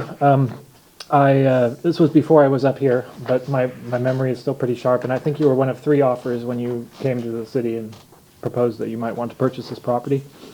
And if my memory serves me, your offer was the lowest one, is that correct?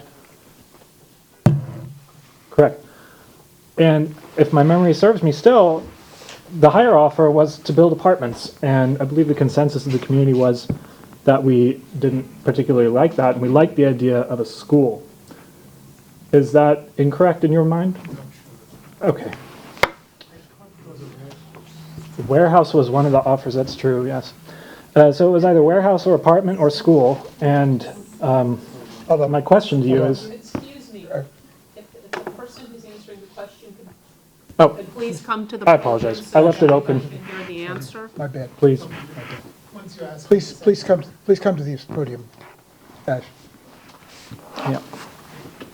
Ash, state your name. Go ahead and answer the question. I don't recall a school, certainly recall a warehouse in one of those, not school, the apartments, in one of those 3 proposals, and we were in the lowest. There was one lower than us, I believe. Okay. But we are in agreement that the offer that you submitted was not the best offer to the city financially. Was number 3 out of 4, I believe. 3 out of 4. Again, if my That's all memory right. serves me right. I think there was about a $1 million discrepancy between your offer and the highest offer. Is that also your recollection? Ballpark, yeah, I So- cannot give you exact numbers. Not speaking about legally right now. Sure. But morally, do you feel like now that you're also going away from the original use that you proposed to the city? I remember everyone was very excited about it. Do you feel like you owe Temple Terrace $1 million, morally speaking? I haven't thought of it that way. I think that what we wanted to do a technical college, as council members recall, we did a study, and it was a very thorough study. We've spent quite a bit of money on that study. So the study came back saying a technical college was not financially viable. We took almost 8-10 months for the study. It was a pretty thorough study. So at which point we had no option. So our heart was, we are in education, our heart was in education, but at some point we had to pivot because it was not financially viable. I find it very interesting that you're bringing up the study. So I have a question about that. The study cited factors that made it economically unfeasible, supposedly. And all of them seem to me to be macroeconomic. There were demographics, like a growing youth population, unemployment rates, cyclical trends regarding trade education. Can you identify which of those factors changed from the date when you submitted the offer to the city to purchase the property to when the study that you commissioned was released 13 months later? Which of those factors was unknown at the time when you submitted the offer? I don't think anything changed. So we wanted to do the trade college, but we had not done the study to do the trade college. So we acquired the land and then did the study. So I wouldn't be able to tell you what changed in those 12, 13 months. I don't know, because when we had made the offer for the land, we did not know what the conditions were. Only after the study did we realize that it was not financially viable. Does that make sense? So you didn't know what the unemployment rate was when you submitted the offer? I mean, generally speaking, we had, but we didn't know the the depth of it, right? Because for a private trade college, I mean, there is tuition associated with it, right? To be financially viable, we committed to the city to do a for-profit on that 20 acres. So for us to be for-profit, for us to spend, I think it was 60, 70 million. I'm trying to remember the numbers. I wish I'd better prepared for this meeting. I didn't expect us to go back, but that's okay, to the study. So we were expecting to spend quite a bit of money on that college. And for it to be financially viable, we didn't have the number of students that we would need and just the tuition to make it viable, just because of the capital outlay. Well, Dr. Patel, I think you're a very sophisticated man, and I think that you're underestimating what you knew when you made that offer personally. But I'm going to come back to my original question, which was, in light of everything, do you feel any sort of moral responsibility toward Temple Terrace about the $1 million that your offer was below the other offer that we didn't accept? Because we're not getting what we originally bargained for, which was a school. I'll have to go back to Dr. Patel and talk to him. I am not. My name is Ash Bagdi. I'm part of the. Oh, I apologize. Part of the group, but yes, I can certainly do that. But yeah, I'm not thinking that way right now.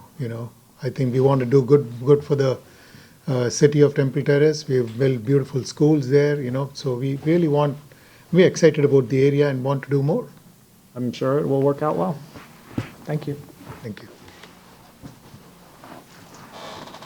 Okay, any other comments or I questions? do have a question. Councilman Chambers. Is there a traffic engineer sitting over there? Yeah.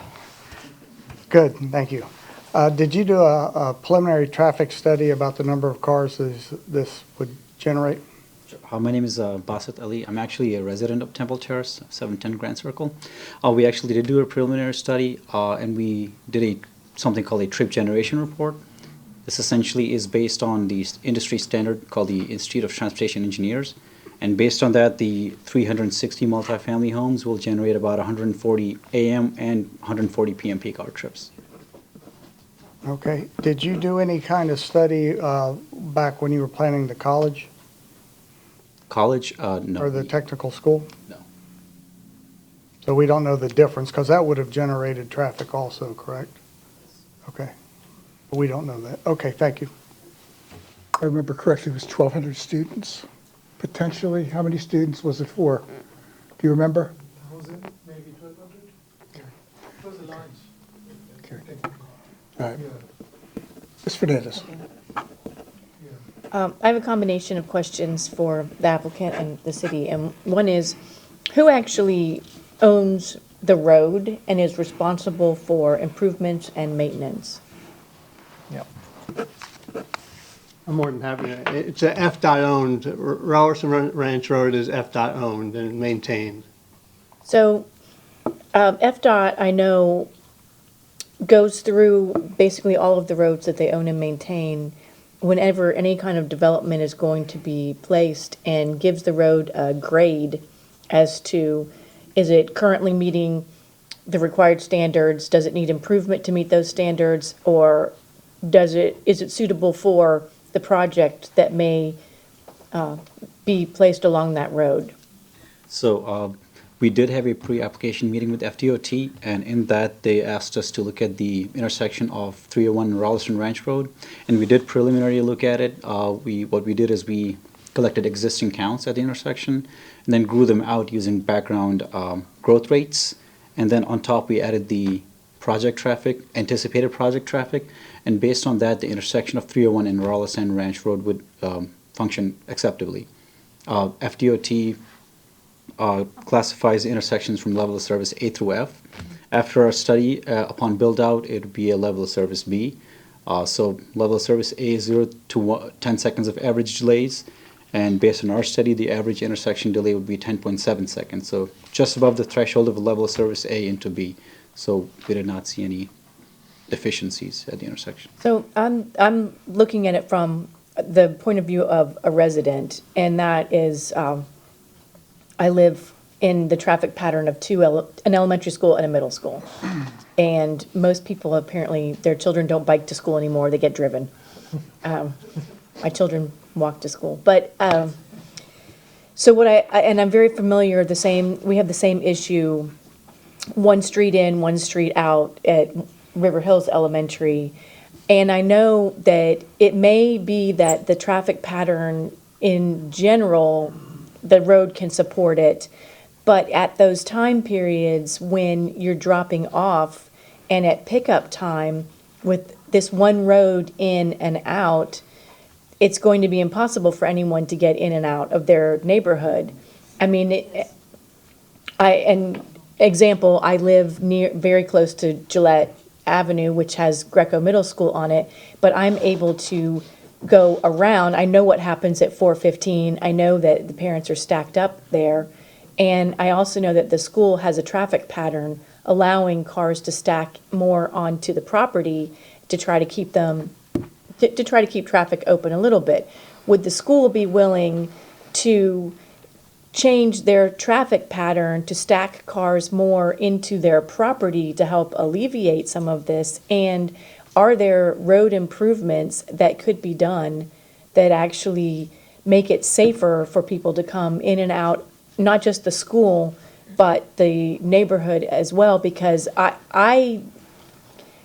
your study may show that it's only going to be 100 and some trips with the 360 units, but just personal experience with multi-family apartments, from former living experience to children in college, and it seems like it's more trips than that at peak time, which is already on top of a school setting. So I guess my question is, I'd really like to see some discussion of actual traffic alleviation, road improvements, as well as what the school can do, schools, because there's more than one, to try to get the traffic pattern improved. Yeah, I cannot speak to what the school can do, so I'll let. Yeah. Appreciate that, thank you. I think Dr. Patel and his team is committed to working with the community and FDOT to figure out what's the best answer to manage traffic, to make sure that we're addressing the community's concerns. We understand that there is a significant amount of traffic because of the school, and I think there are some methods that can help alleviate some of those challenges of getting in and out. But that traffic signal at 301 was a plus to the community for to help them get out onto 301. So we're committed to continuing to work with FDOT and the community to resolve any traffic issues. Well, I just have one more comment. So I guess my concern is that if this is the second reading, if this is approved tonight, while the traffic study has said that the road will be a B and acceptable for the uses that are proposed, my concern would be that if we do agree to this, because the traffic authority has said that this is an acceptable use, there won't be a requirement to do any traffic improvements for both the residents and the people attending the school. That would be my only concern. We understand that, and I think since there's a land use hearing, you're going to see this project come before you for approval on several other occasions for the site plan approval process, and that's when that issue would be addressed. So, go ahead. If I may just add to Yes. what Brian said. So, we, the Patel schools, will commit to looking at ways we can further alleviate traffic. There's no questions about it. It's our schools. So we'll see what we can do to ease it. Okay, I'll get to the principals next week and we'll start working on that. okay. No doubt about it. You have a comment? Other questions? I have a. Thank you.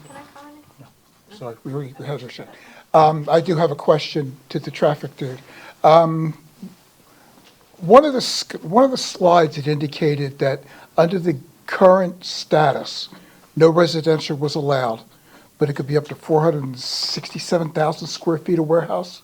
I believe that was a current, but what you're. I'm saying, but the current could do that, or 360,000 square feet and 306,000, I'm sorry, 360 apartments or 306,000 square feet. I can't remember, I'm trying to visualize that chart. Okay. As a traffic engineer, what type of increased traffic, granted it's going to be all 18-wheel semis going in now, there were it to go back to, or were to have remained as warehouse, what kind of traffic increases would have occurred under that scenario? I know you. So, I have not looked at the current, what's allowed under the current future land use. We just looked at the apartments, but I could take a look into it and look at the daily traffic that would be generated by what's currently allowed versus what is being proposed. But I believe you did have something that could show what the daily generation would be. And Crystal. Your name? Oh, sorry. Eric Sia with Element. I live in Sarasota, but I'm helping Ash and the school and the property owner with the multifamily. But if I recall, on the report that the county had put out, granted this is FDOT road, but the Hillsborough Transportation did take a look at it. Based on current quasi-public, there would have been, you could have generated more traffic that way if you were to keep it at the current land use.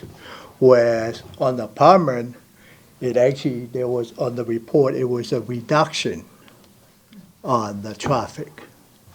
So, I don't know if it was in that. So. Okay, thank you. Because my thought process in that is the warehouse is going to have to be fulfilled with semis going in and out all day long. So I don't, and then again, not to diminish your concerns, I fully feel it because I go in over there every day too. If I'm, common sense tell me that if I was to put a school there, the traffic might be. Yeah, the trade school would have generated more because every trade school students would be driving there. So, That was versus, my question for how many students per day. so maybe you can touch on that. I could just speak to the trade school a little bit. If the peak hour traffic is the issue, then a school would be worse than apartments. I can just. Okay, thank you.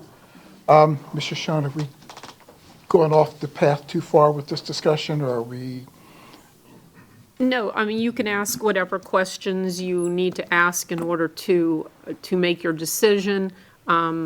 I can provide you a little bit of guidance with regard to what is required as far as evidence in making that decision, whenever you're ready to hear it.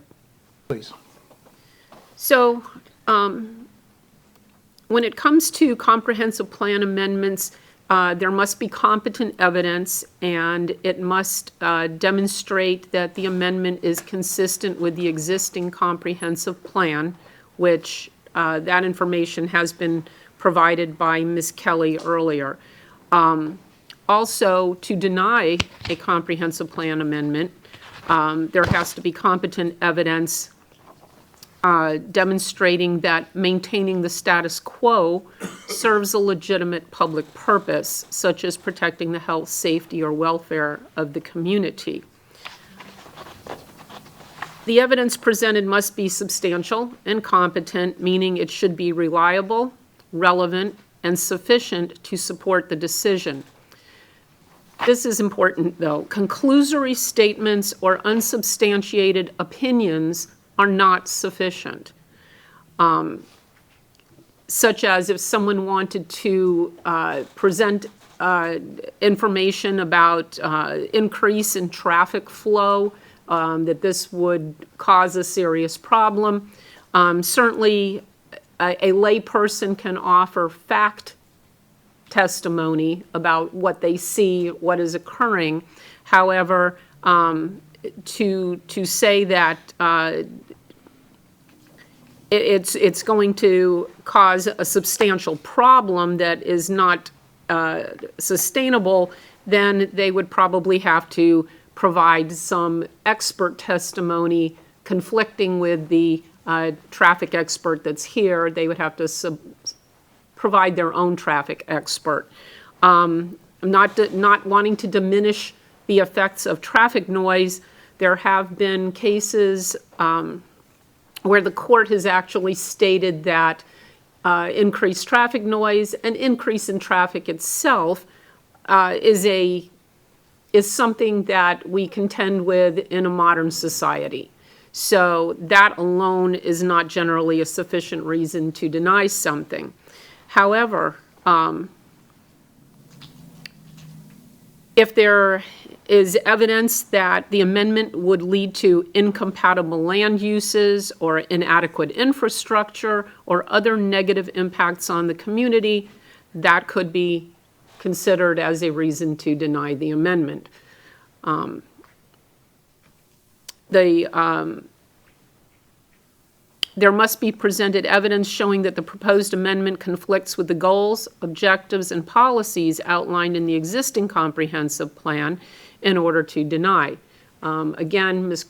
Kelly has presented evidence that it is consistent with our comprehensive plan. So outside of that, you can look at the other elements that I have mentioned. And if you have any questions, I'll try to elaborate further. Do you have any questions for the city attorney? Thank you. The evidence rules that you just enumerated apply to quasi-judicial proceedings, is that correct? They also apply to comprehensive plan amendment proceedings, which are legislative. The standard of review ends up being different. This requires a fairly debatable standard in order to, if someone appeals it. Also, only an affected person may appeal it, but the courts use a fairly debatable standard as opposed to beyond a reasonable doubt standard. So the court decisions that you just quoted specifically refer to comprehensive plan amendments? I didn't refer to a specific case. I said that the courts have stated that about traffic. Evidence about traffic and opinions about traffic and noise. they have commented on that particular element before. Is that an obiter dictum, or why were they discussing it if there was no specific case on traffic? I didn't say there was no specific case. I did not cite a specific case. But it was from a specific case. Yes, And was it about a comprehensive plan amendment? I don't recall exactly. No further questions. Any more questions? I do. So I have two questions, not necessarily for the city attorney, but one is who is responsible? Is this an area that our police officers do patrol for speeding and law enforcement? And also, then my second question is, what would actually, let's say we approve this and the project, for some reason, this project doesn't actually happen, what would someone be allowed to use this property for after this change? I could ask the police chief to come up to the podium and address the question of the law enforcement, and then if I could queue up maybe our city planner to address the other secondary question, or As the far as- planning commission? Okay. As far as the roadway out there, we wouldn't enforce anything out there. Our jurisdiction ends at the Rolliston Ranch property. We don't even have the school. So it would be the county that would have to enforce that. I'm being told that the representative from the planning commission might be able to address the question. Krista Kelly, Planning Commission staff. In response to your question, what could occur on that site under a residential 18 land use category? That allows up to 18 dwelling units per acre. It's typically a townhome or multifamily development.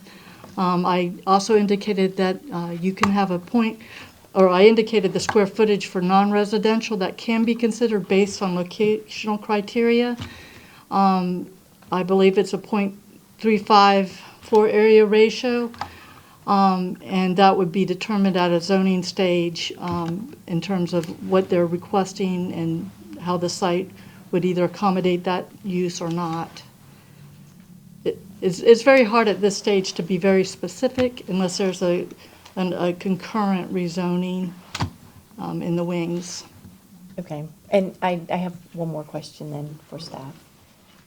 And it's, for our purposes, with what's in front of us tonight, it's strictly amending the comprehensive code for future land use.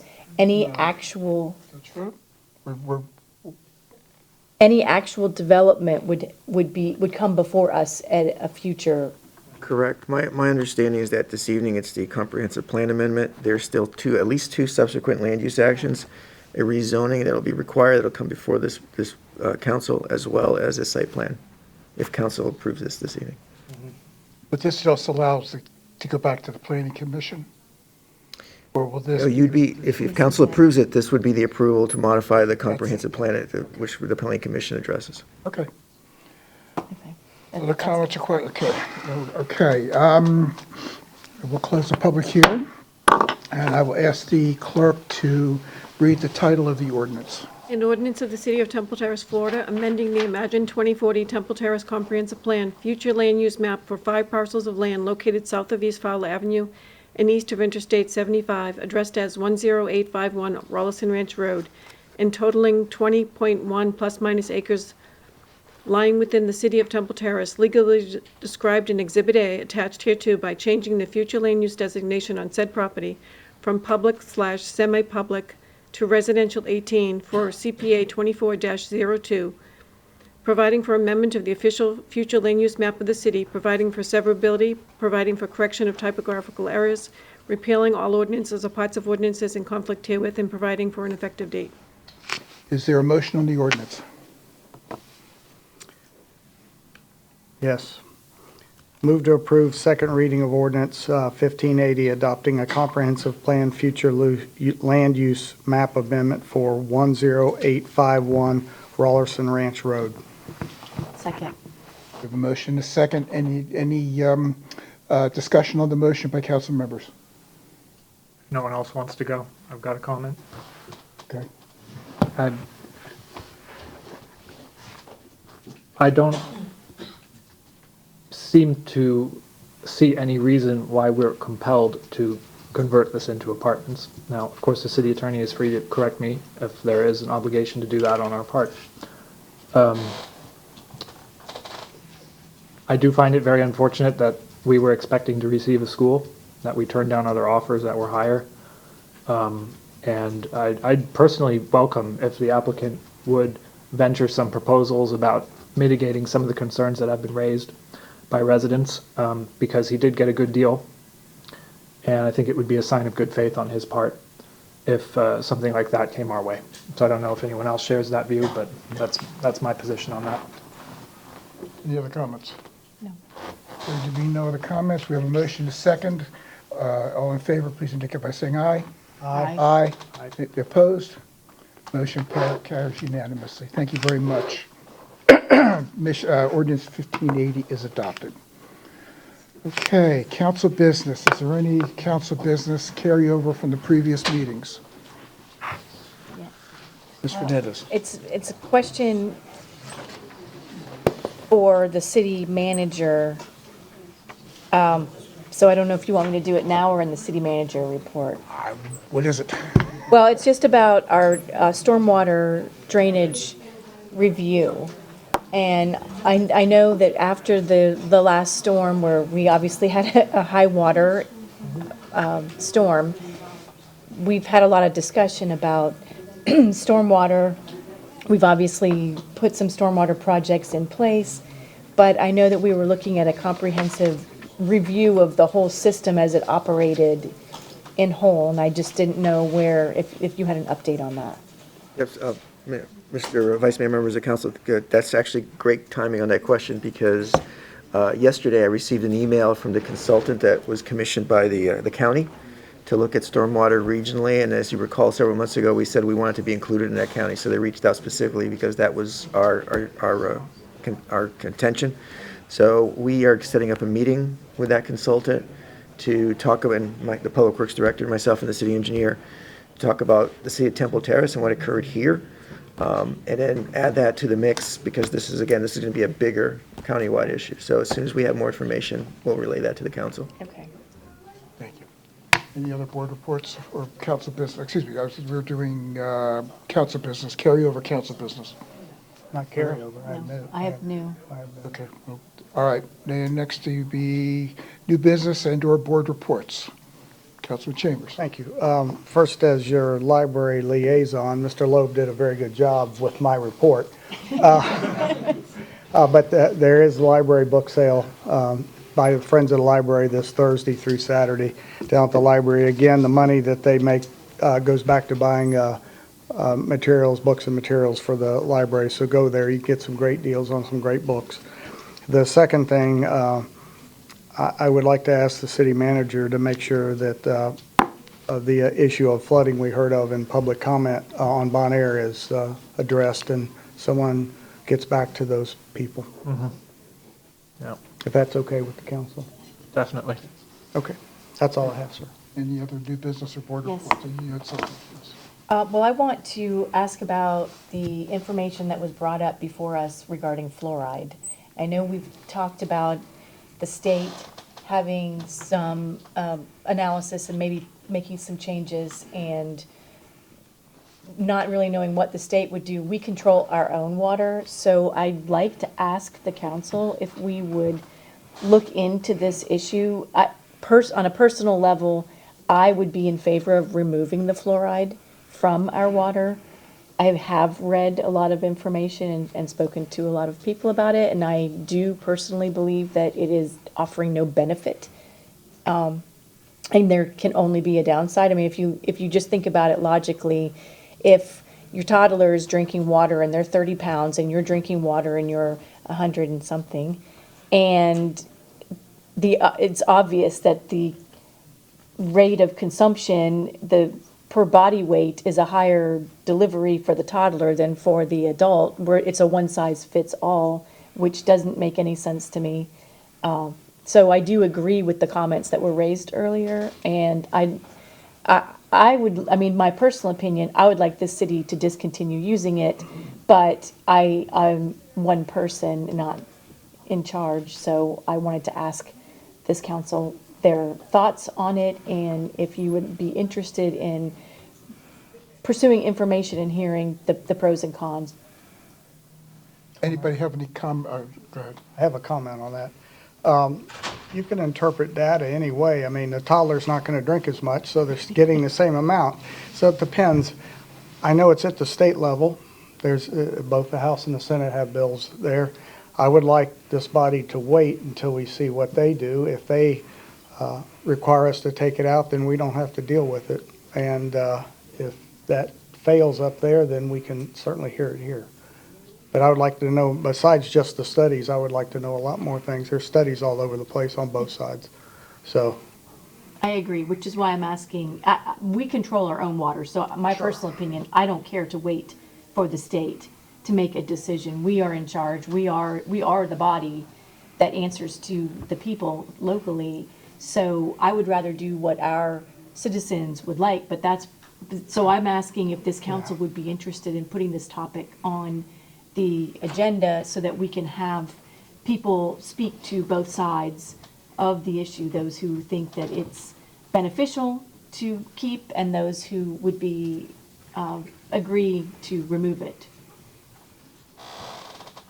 Cheryl, do you know the status of the bill in the House? I don't know where it is right now. I haven't heard anything on it. Mr. Baya, do you have any comment? I don't know the specific status, but I would imagine that that bill will pass and that provision would pass just based on the majority of the House. This argument is very passionate for people, but it also takes a political turn as well, as I think we all can acknowledge. So based on the majorities in the legislature, I would assume it's going to pass. But that's just me saying that. The legislature's in session now, and I would rather let the legislature deal with this issue. We have enough, staff has enough stuff on this plate right now that in my opinion, we don't need to get embroiled in that issue. I would like to, if we did, I would like to hear pros and cons. I've read and I've seen, but I want to hear from some professionals, including some of our own internal people that work with the fire department and health. So, any comment? It's my personal opinion doesn't matter. This is a topic that seems to motivate people strongly. So I think if we had a debate out in the open, like you said, Mr. Vice Mayor, with pros and cons and actual experts coming in, I think it'd be interesting to have that just so that it's given a full treatment and so that everyone feels like they've been heard. And I think that if we maybe orchestrate that in a clever way, it won't impact staff very much because we'd be hopefully relying on external talent. So in principle, I'm open to it, but if it's going to get preempted anyway, it's potentially also a bit of a waste of effort. Yeah.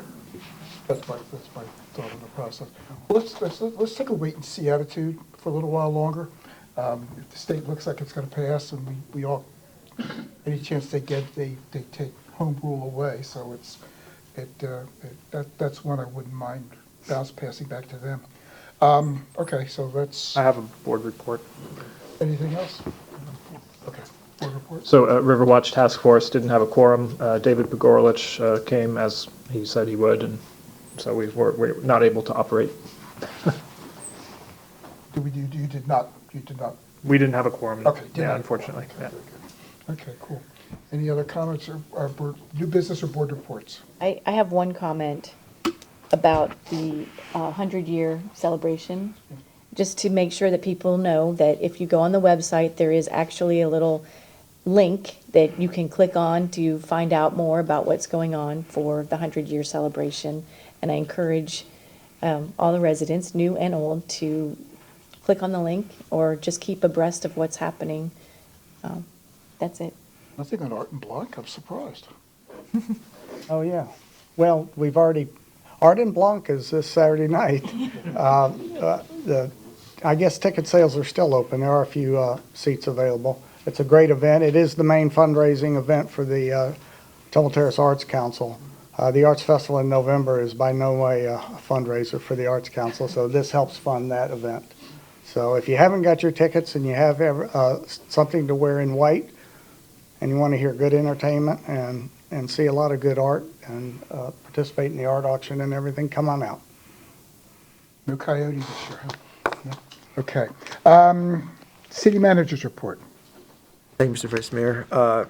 So I would like Troy Tinch, our Utilities Director, to come on up to the podium. So Troy is leaving us for the dark side, I guess, the private sector. And this is his last meeting with the City of Temple Terrace. So I wanted to thank him for his service to the community.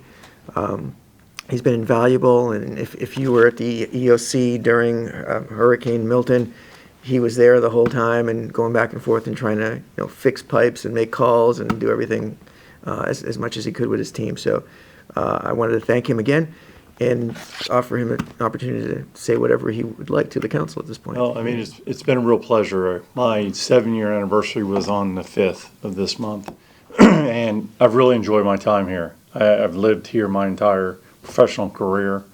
It was a real honor to work for the same city that I live in. That's something I had not had an opportunity to do before I took this position. And I've learned a lot. There's a lot out there that I still don't know, but it's really been a growing experience. I've enjoyed my time here, and I'm sad to go, but the next stage of my career is waiting, and I'm anxious about that as well. So thank you so much. Thank you for all. Personally, you were always a source of information. Now I can't aggravate you. I can aggravate Brian. You can still call me. I just might not have the answer. Well, thank you very much. Congratulations and good luck. Good luck. Thank you. Thank you.